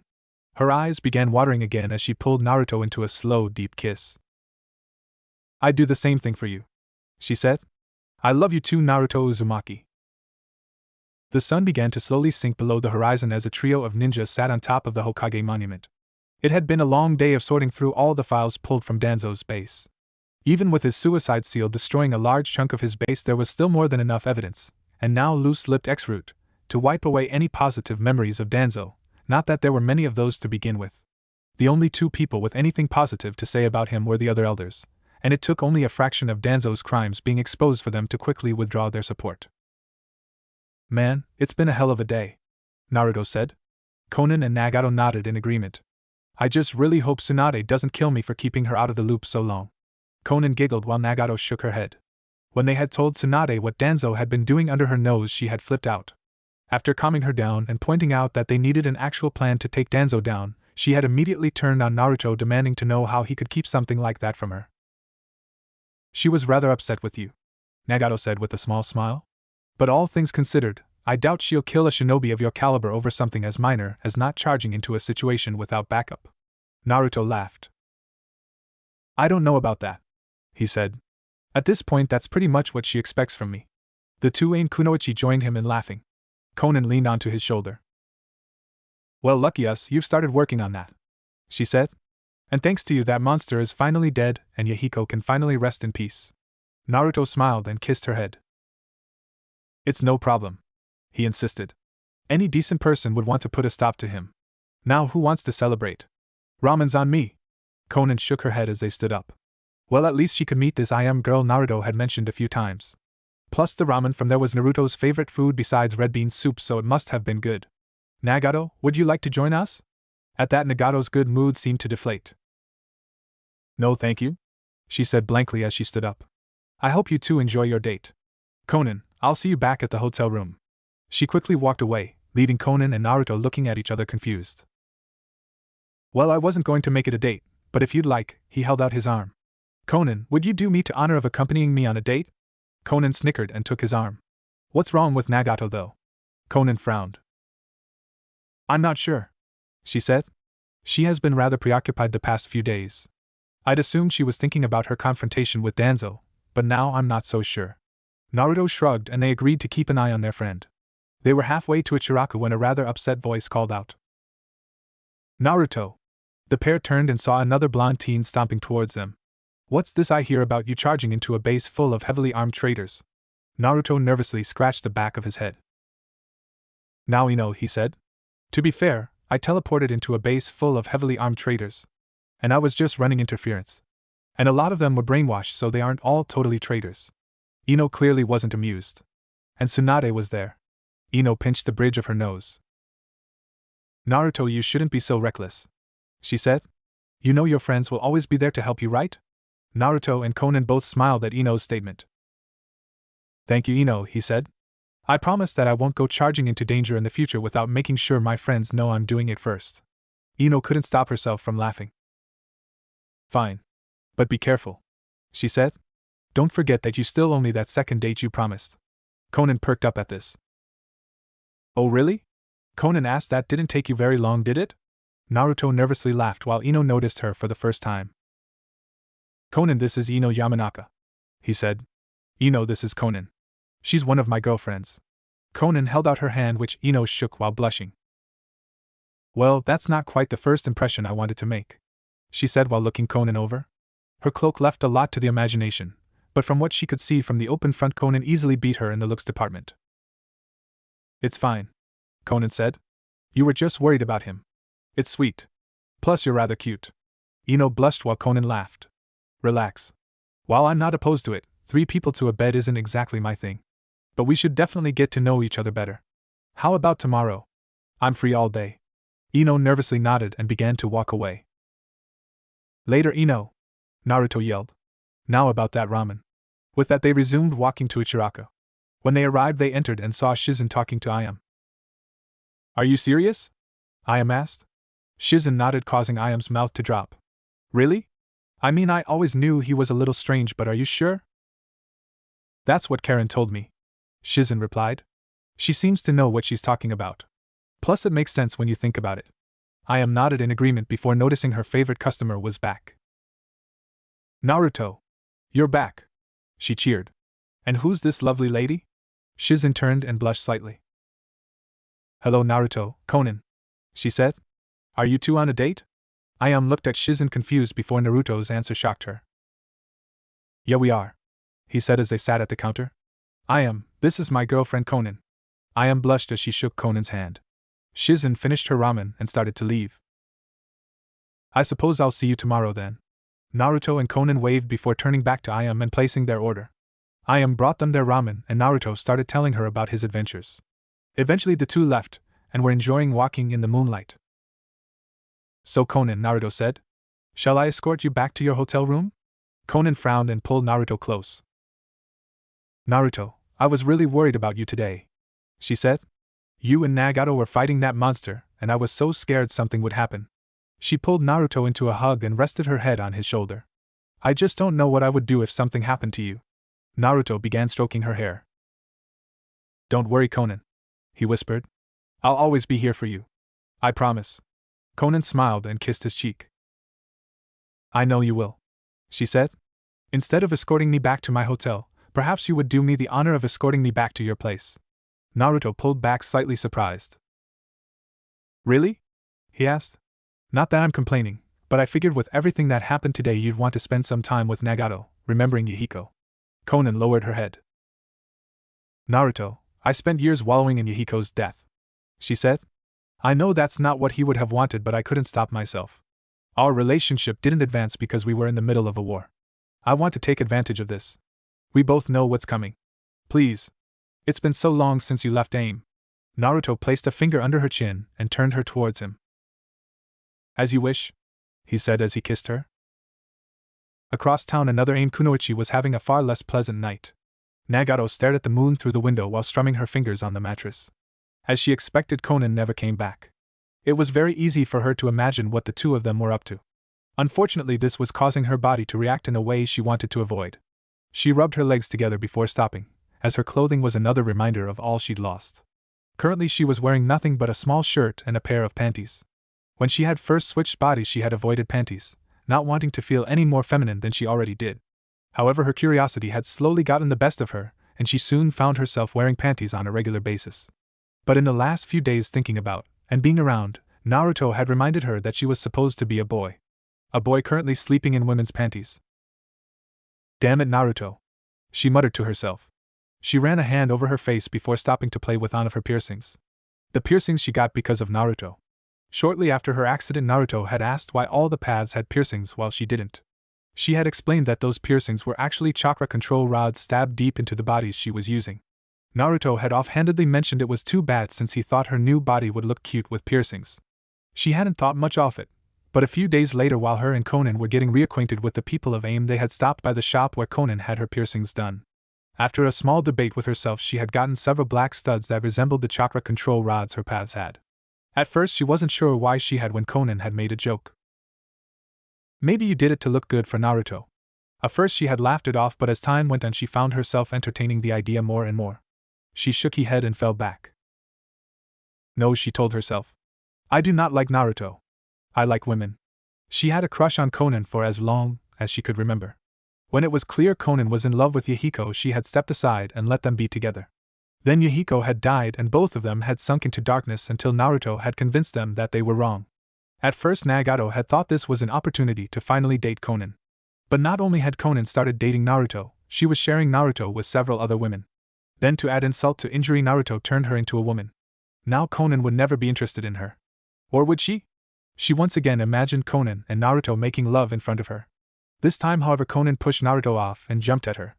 Conan pinned her down and gave her a very seductive smile. Relax, Nagato, Conan said. Let me show you just how good it feels to be a woman. Conan began kissing down her neck before taking her into her mouth. Nagato moaned out loud before she realized she was touching herself. She pulled her hand away and blushed in embarrassment. She rolled onto her stomach and tried to go to sleep. But as soon as she closed her eyes, her imagination took over. This time she was pinning Conan down. Let me return the favor, she whispered as she kissed down her body before coming face to face with Conan. She began eating out her childhood friend before she felt something long and hard rub against her. It slowly pushed into her. Realizing what she was about to do, she pulled her hand away again. She shook her head. She did not like Naruto. She tried to shift to get comfortable, and the pillow underneath her brushed against her groin. She shivered and her mind took over again. She stared down at Naruto's caring blue eyes. Not interested in having Conan join us? He teased. Nagato said nothing. She simply began to rub herself against the pillow underneath her. The feelings she had been bottling up for months were boiling to the surface. Combined with the fact she had never explored her new body, she very quickly reached the climax. But how she reached it mortified her. Naruto! She screamed as she imagined him coming inside her. She spent a few seconds catching her breath before she realized what she'd just done. Damn it! She whispered as she tossed the soiled pillow aside. She walked into the bathroom and turned the shower on as cold as it would go. She pulled off her shirt and underwear before looking at herself in a mirror. She didn't recognize the person staring back at her. She wasn't a teenage girl, she was an adult man. I do not like Naruto, she told herself before she climbed into the shower. She stood in the freeze water, hoping it would snap her out of whatever was wrong with her. But as she shivered in the cold, all she thought was how warm it must be between Naruto and Conan right now. Damn it! Naruto yawned as the morning sun shining through his window woke him up. Feeling something warm curling up against him, he blinking in confusion a few times before last night came rushing back to him. Looking down, he smiled at the blissful look of content on Conan's face. He carefully brushed her hair out of her face before he leaned down and kissed her forehead. Her eyes slowly opened before she smiled at him. Good morning, he said as he continued to stroke her hair. How did you sleep last night? She smiled and leaned up to kiss him. I slept wonderfully, she said. She kissed him a few more times before she noticed the clock and pouted. Looks like we better get going if we don't want to be late. Naruto looked at the clock before he nodded and climbed out of bed. Looks like you're right, he said as he stretched. You can get a few more minutes of sleep if you want. Conan threw off the covers before she also stretched, catching Naruto's eye in the process. No thank you, she said. You know I've never been one for sitting around when there's work to be done. Naruto smiled and moved to the bathroom door. In that case, let me take a shower, he said. Then I'll make us some breakfast, and we can get going. Naruto disappeared into the bathroom, and the sound of the shower turned on. Conan went over to her discarded cloak and pulled out a piece of paper. Grabbing a pen off the table, she wrote down what Naruto had told her over ramen yesterday. With a flick of her wrist, the paper folded itself into a butterfly and flew out the window. Listening to the shower run, Conan grew a grin that would make her teacher proud. Finding something new she wanted to try, she headed to the bathroom to join him. Might as well make his morning fun, since she doubted the rest of his day would be as enjoyable. Naruto and Conan walked down the street with pervy grins on both their faces. While Naruto had been rather surprised when Conan had snuck up on him in the shower, he wasn't about to start complaining. "So was that another one of the new things you wanted to try?" he asked. Conan shrugged as they entered the market. "Not really," she said. "I just thought it would be a fun way to start the morning." The pair shared a Jiraiya-style giggle. "No arguments here," Naruto said. As they passed a group of people, Naruto overheard their whispers. His smile grew bigger, though it was now much less perverted. "Sounds like word of Itachi is starting to spread." Conan listened to what was being said and shared Naruto's smile. "I hope everything works out for him," she said. "Considering how long he has been thought of as a traitor, I imagine that some people within Konoha will have a hard time accepting the truth." Naruto nodded, knowing what that was like. It had taken 13 years, plus taking down a Biju, just for him to get a little respect. "I'm sure everything will work out," he said. After all, Itachi was an Uchiha. They couldn't do anything wrong. There were probably people who, upon hearing that the Uchiha were planning to start a civil war, respected them even more. Idiots. "Hopefully you're right," she replied. "He deserves to have something go right for him for once." As they arrived at the gate, Conan was surprised to see someone she'd never met was talking to the greeting party. "Seems we have a guest this morning." Naruto followed her gaze and saw that beside the obvious Jiraiya and Tsunade, plus Haku and Karen, who were expected due to who was showing up, Kakashi was also there. "Hey Kakashi!" Naruto yelled. "What's up?" Kakashi looked up from his book and smiled at Naruto. He looked at Conan and, after giving her a look over, turned back to Naruto. "You tell me," he said in a teasing tone. "After that mission to Suna you disappeared. Next thing I know you're teaming up with the leaders of other villages and traitors who aren't really traitors to take down the actual traitors. An invitation to the party would have been nice." Naruto laughed and scratched his head. "Sorry about that," he said. "I'm sort of making this up as I go along. Anyways, I wanted you to meet Conan. She's my girlfriend." Kakashi looked surprised for a moment before his smile returned. "Good for you, Naruto. I'm glad you finally found someone to share your life with." Kakashi held out his hand to Conan. "Hello, I'm Kakashi." "Hello, I'm Conan," she said as she shook his hand. "Naruto's told me all about you. And don't worry. I'll take good care of him. I'm great at sharing." She pulled Naruto into a hug and the two shared another pervy giggle. Haku and Karen rolled their eyes, while Jiraiya, Kakashi, and Tsunade tilted their heads in confusion. Before they could ask any questions, Haku spoke up. "Hey look," Haku said nervously. "The group from Kiri is here." He and Karen both paled in fear. Noticing everyone staring at them, he pulling Karen into a hug. "They're scary," he said. Karen quickly nodded in agreement. Jiraiya pulled out his spyglass and focused on the three approaching figures. "Let's just see how scary these guys are," he said. Focusing on the first figure, he was disappointed to see they were wearing a cloak that obscured all their features. The only thing he could tell was that based on their height they were an adult. Looking to the next person, he saw they were wearing the exact same cloak.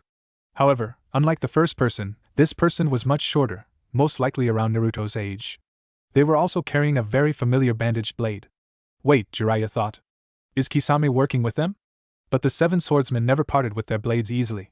Is Kisame dead? I'll have to ask Naruto about this. He turned his attention to the Mizukage, and his jaw hit the floor. What is it, Jiraiya? Tsunade asked. What do you see? Jiraiya made a series of unintelligible gargles. Tsunade sighed and grabbed the spyglass from his hand. What the hell is so interesting? She asked. She looked through the spyglass and her jaw dropped as well. She had always thought of herself as straight, but even she had to admire the beauty approaching. She was practically sex on legs. 2 long slender legs that were barely concealed by her revealing blue dress. She had a bust that could easily rival Tsunade's and long flowing brown hair. Looking up, she revealed a delicate face that somehow still oozed power. This was a woman who wasn't to be messed with. Hello? She said in a voice that sounded as sexy as she looked. I'm Meitarumi, the 5th Mizukage. I understand you've been expecting me? Tsunade quickly recomposed herself. It's a pleasure to meet you, she said. I'm Tsunade, the 5th Hokage. This is my teammate Jiraiya, the famous copycat Kakashi Hatake, and I believe you already know Haku and Karen. And since he's the one who put this all together, you obviously know. Naruto! She cheered as she grabbed him and pulled him into a hug, burying his face in her chest. It's so good to see you again. She then noticed Conan smiling at them. Messy hair, no fresh makeup. You certainly enjoyed yourself last night, didn't you? Conan smiled and nodded. I certainly did, though I don't think this is the best place to go into details, she said. As they talked, the three adults standing off to the side looked more and more confused. Kakashi was about to speak up when his attention was drawn by the shorter figure growling in anger. Stupid Mizukage. They mumbled in a female voice that Kakashi thought sounded vaguely familiar. Ordering us to wait around while she flirts with Naruto. Yeah, that's a real good use of your authority. Well, Kakashi said, hoping to both ease the tension and get some answers. Seems like Naruto's become quite the ladies' man if he has so many girls after him. Shut up, Kakashi, the girl said. Kakashi froze as his eye shot open. Only 2 people called him that, and both of them were dead. What did you just call me? He asked in a shaky voice. The girl leaned towards him as best she could with her short stature. I said shut up, Kakashi, she replied. Right now my boyfriend's other girlfriends are hogging him and I haven't seen him in forever, and it's been a long trip and I'm in a really bad mood. So please shut up. Before she could continue, the other figure put a hand on her shoulder. Really? They asked in another female voice that sounded familiar. After all this time, that's the first thing you say when you meet up with him? The younger girl sighed. I'm sorry, she said. I've just been so stressed out lately. She stepped forward and pulled her hood off, causing Kakashi's heart to freeze. Staring back at him was the face of his supposedly dead teammate, Rin Noira. Hello, Kakashi, she said pleasantly. It's nice to finally see you again. She then flashed him a toothy grin, showing that all her teeth had been sharpened into fine points. Sitting on her forehead was a protector with the symbol for Kiri on it. What the hell? He shouted as he jumped back in fear. His mind filled with images of the nightmares he had suffered after Rin had died. Ones where she proudly claimed she had been working for Kiri all along, and was off to destroy Konoha. Are you okay? She asked nervously. You look like you're about to have a heart attack. She reached out to help him, but he took several steps back and pulled out a kunai. How are you even here? He asked. Did someone use the Edo Tensei on you? He didn't want to fight his former teammate, especially if she was an unkillable zombie. Sort of. She said that's how we got here, but as of right now I am a fully living, breathing human being. But how? Kakashi asked again. Rin smiled and pointed over to Naruto. Her smile faded when she saw Mei still had Naruto's face in her chest. Enough, Mei. Let someone else have a turn, she said as she pulled Naruto away and hugged him. Jiraiya giggled as he wrote in his almost full notebook, while Tsunade pinched her nose in annoyance. This is great, Jiraiya said. Normally when girls fight over a guy it's a lot more violent, and a lot less sexy. Before he could continue, his notebook was snatched away. And just what makes you think they're fighting? Jiraiya stared into the purple eyes framed with red hair he thought he'd never see again. Kushina? He asked with his jaw on the floor. You're telling me Naruto actually did perfect the Edo Tensei? Sure, he'd read Naruto's notes, but he thought Naruto was working on theory, not actually out resurrecting people. I wouldn't say perfect, she replied. There's still a few kinks to be worked out, but you have to admit it's a vast improvement. But still, this is amazing, he said. You have to show me how this is possible. He pulled out his actual research notebook, covered in dust from lack of use. I can show you the seals later, but the details will have to wait until tomorrow's meeting, she said with a little wave. But until then the 3 of us have plans. Speaking of plans, she trailed off and narrowed her eyes at the other redhead trying to sneak away. She shot a chain at Karen, tying her up and dragging her back. And just where do you think you're going? It's so good to see you again, Lady Kushina, Karen said, failing to keep the fear out of her voice. You must be tired after your long trip. So there's no need for training, right? You just want to relax. Kushina grinned in a way that reminded Karen far too much of a certain snake. Oh no, you don't, she said. If what I heard is true, you were barely able to hold off an S-rank Nin. I trained you better than that. I was in the middle of a city. I couldn't just smash everything in my path. She tried to defend. Besides, those monsters of his were way too fast for me. You know what I'm hearing? Kushina asked. You need more training. No time like the present. Let's get training. She began to drag Karen off to the training grounds. No. No. Please no, she begged. No more training. Haku, save me. Everyone turned and looked to see Haku being dragged in the opposite direction in Samahata's jaws. Sorry, Haku, Rin said. But you know the rules. If you want to be seen carrying one of the 7 swords, you need to show the world you can handle it. You didn't even use it in your last fight. Not exactly the image Kiri wants to project. With that, the 2 kunoichi vanished, taking their students with them. Well, it looks like it's just the 2 of us. Mei said, so I guess we can have a little fun. She leaned close and began to run her fingers up Naruto's chest. But first she grabbed Naruto's throat. What's this I hear about you failing to injure Sasori with the lava release techniques I trained you with? I wanted to capture him to prove a theory I had, he said. I underpowered the technique. Clearly I underestimated just how strong his puppet's armor. And it never occurred to you to try all those boil release techniques I showed you? Naruto gulped nervously. Truthfully, in the heat of battle he had forgotten about the boil release he now possessed. And considering the pride Mei had in her abilities, and all the time she had put into training him, she would kill him if she found out. Actually, there's a funny story behind that. Seeing the look on Mei's face, he hung his head in defeat. Yes, I forgot. Mei smiled and ran a hand through his hair. See how good it feels to be honest? She said. I think your honesty deserves a reward. Guess what your reward is? Training? Naruto asked while scratching his head. The smile on Mei's face told him he was spot on. Will you at least be gentle? Oh, Naruto, she laughed. You should know by now I'm not gentle.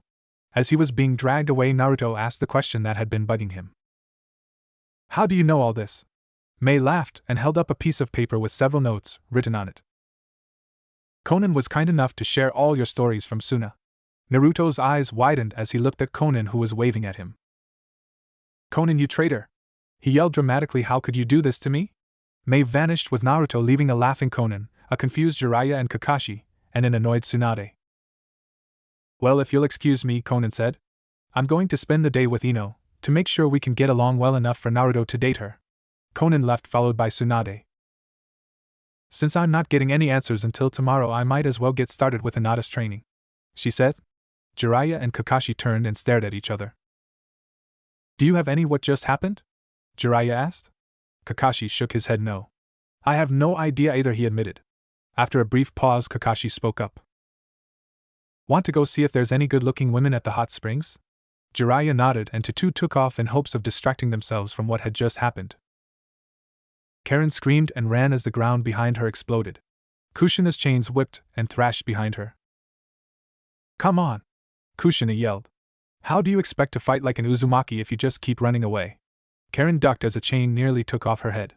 Kushina's chains were easily just as fast as Kakuzu's heart monsters. It called a strategic retreat. She yelled back. She whipped the chain to intercept Kushina's, but several others raced forward and ensnared her. A strategic retreat will only get you so far, she said. Keep in mind, the sooner you defeat me, the sooner you can save your boyfriend from the jaws of the shark. Karen's eyes shot open before she screamed and shot her chains at lightning speed towards Kushina. She blocked them and grinned wickedly. There's that Uzumaki fire. She cheered as their chains clashed together. Hurry up. Sharks aren't known for being merciful. Haku jumped out of his ice mirror as Samahata's teeth shattered it to bits. He quickly held up Kubikuribocho and blocked Samahata as it lashed out at him. Rin flashed Haku a fanged grin. Is this what the 7 swordsmen have been reduced to? She asked. A medic from a different village is more skilled with your blades than you are? Haku wiped his forehead. I'm trying, he insisted. It's not like you became an expert overnight. He attempted to form another ice mirror, but Samahata quickly ate it. You're right. I didn't, she responded.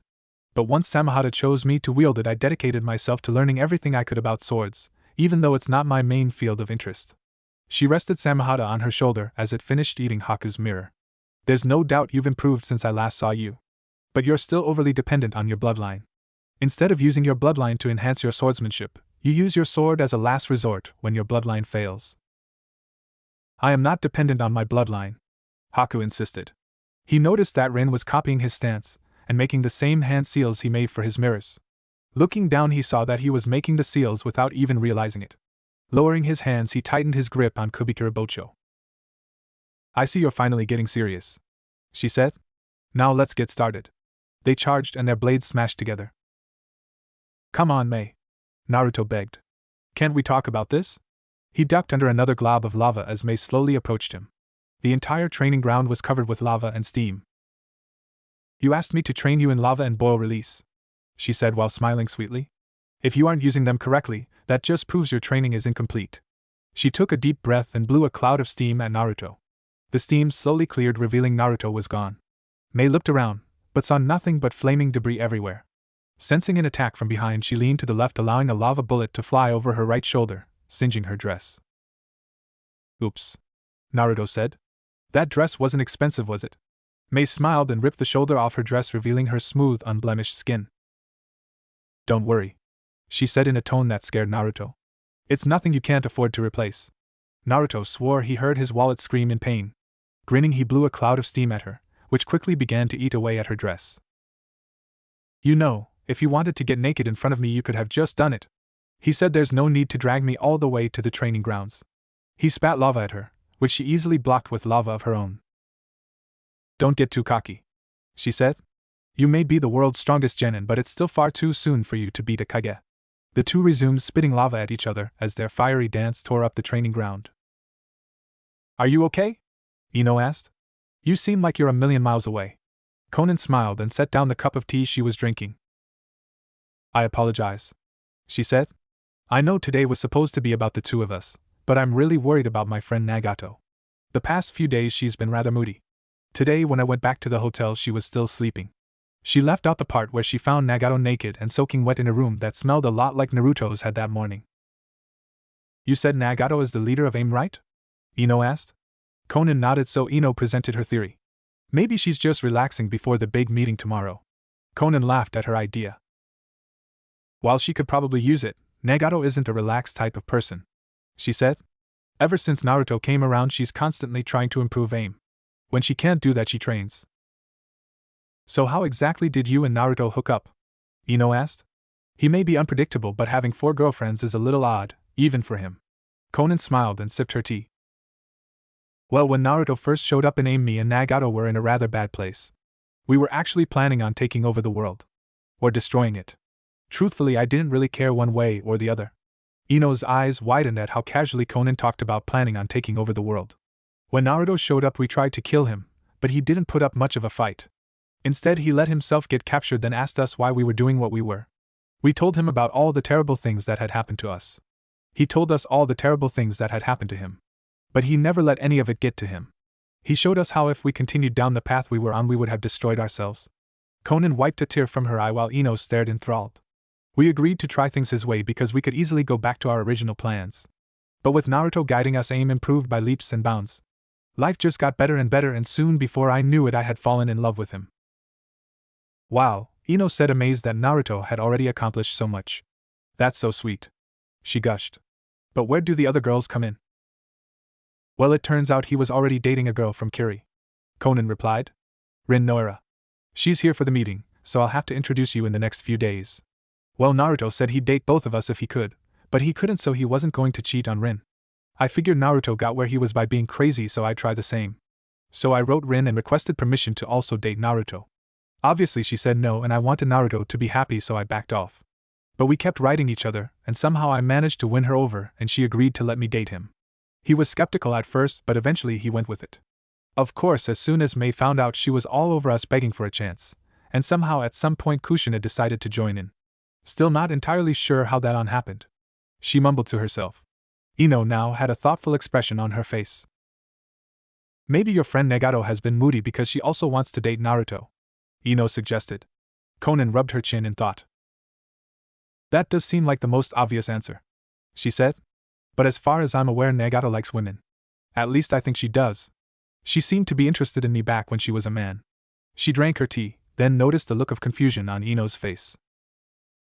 "I think you're going to need to start from the beginning for this one." Hinata approached the training grounds, wondering why she'd been called here. She had been trying to think of a way to show Naruto that she did care and did deserve to be with him when an ANBU had approached her and told her to report here immediately. Entering the field, she saw Tsunade doing warm-up stretches. "Hello, Hinata," Tsunade said. "According to Naruto, you have some problems with confidence and have latched onto him to make up for it. He's asked me to train you so you can stand on your own." Hinata blinked in confusion. After everything Naruto had said, why would he ask Tsunade to train her? Was he playing hard to get? Was he leading her on? Maybe he felt bad and was trying to apologize. Or maybe he pitied her and would pretend to like her for her sake? No. Naruto wasn't some scumbag who would pretend to like somebody if he didn't really care. I thank you for this wonderful opportunity, Lady Tsunade, Hinata said with a bow. I'm certain that with your help I'd be able to prove myself to Naruto. She looked up and saw Tsunade's fist flying towards his face. She was barely able to dodge as Tsunade left a huge crater where she had been standing. Let's get one thing straight, Tsunade said as she pulled her fist from the ground. I'm not here to help your love life. I'm here to turn you into a strong and confident kunoichi. If you fail here I won't hesitate to kick you out of the shinobi program. Do I make myself clear? Hinata's eyes widened in shock before she quickly settled into a fighting stance. Perfect, Tsunade said. Let's see use what Kurenai's taught you. Good job, Karen. Kushina said. We finally started increasing your attack speed.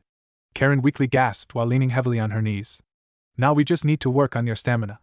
Karen slowly trudged forward and glared up at her. Fuck you, she groaned as she weakly swung her fist. It harmlessly grazed Kushina's stomach as she collapsed and fell asleep. Kushina giggled and picked her up. How cute, she said. She thinks she's ready to take me.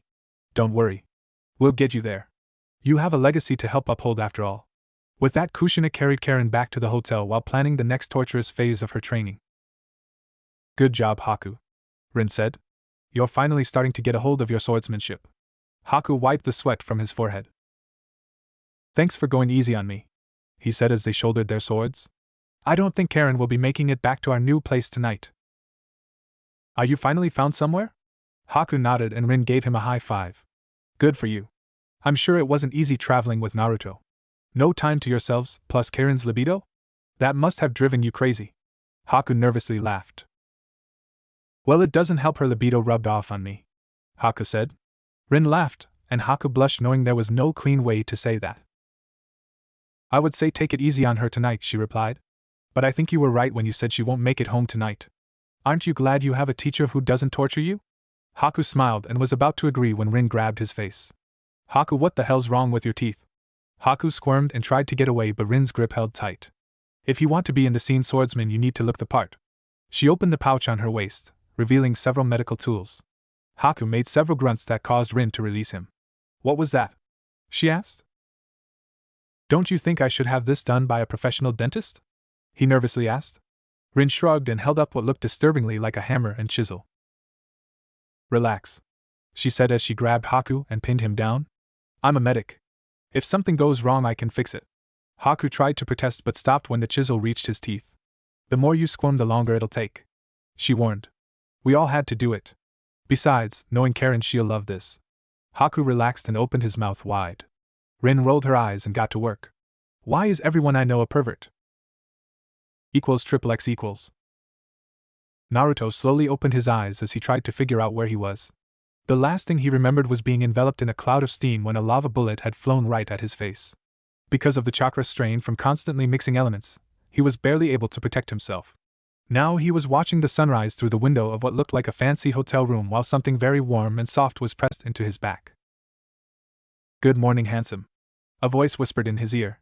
It was then that Naruto realized that he was in nothing but his underwear. Rolling over, he saw Mei, dressed in the same manner as he was. Good morning, my shining beauty, he said. Mei smiled and pulled him into the kiss he thought he was receiving yesterday. The kiss grew more heated as Mei rolled on top of him. I'm sorry I let you down, Naruto said suddenly. Mei tilted her head in confusion as Naruto continued. I begged you to train me in lava and boil release, and then I went and ignored everything you taught me and just charged in like I used to when I was younger. You must be disappointed in me. Mei smiled and kissed him again. I'm not disappointed, she said. You're an amazing ninja, but you're still young. You can't expect to do everything perfectly the first time. The fact that you've managed to learn 3 advanced nature releases despite not having any bloodline is a testament to just how much potential you have. Naruto smiled and pulled Mei into a hug. Thanks for the encouragement, Mei, he said. I honestly thought that you were mad at me. They resumed making out before Naruto noticed what time it was. I'm not sure we're going to have enough time to fool around this morning, he said. Mei looked at the clock and smiled. Nonsense, she said happily. We have plenty of time. She began rubbing his hardness through his boxers. Besides, it doesn't feel like you want me to stop, she whispered. She rose above him and turned to face away from him. She sat down, pressing her panty-covered mound against his groin. Naruto groaned, pulling a smile from Mei. See, I told you you'd be interested. Who wouldn't be interested with someone as beautiful as you? He asked as he ran his hands up her legs before grabbing her ass. Seems like someone's missed spending time with his Mizukage. She moaned as she pressed against him harder. Of course I miss you, he replied as he pushed up against her. Not a day went by that I didn't think of your smiling face. She groaned and began grinding against him faster. Well, I suppose I shouldn't hold back then, she said as she leaned forward and began shaking her butt for him. I wonder if the others would get jealous knowing just how much you think of me, she teased. Naruto grinned and smacked her ass. She moaned and pushed back harder. What makes you think I wasn't thinking of them also? He asked as he thrust up into her core. All of you are special to me. I could never choose between you. Mei leaned back and Naruto's hands traveled up her body before grabbing her massive chest.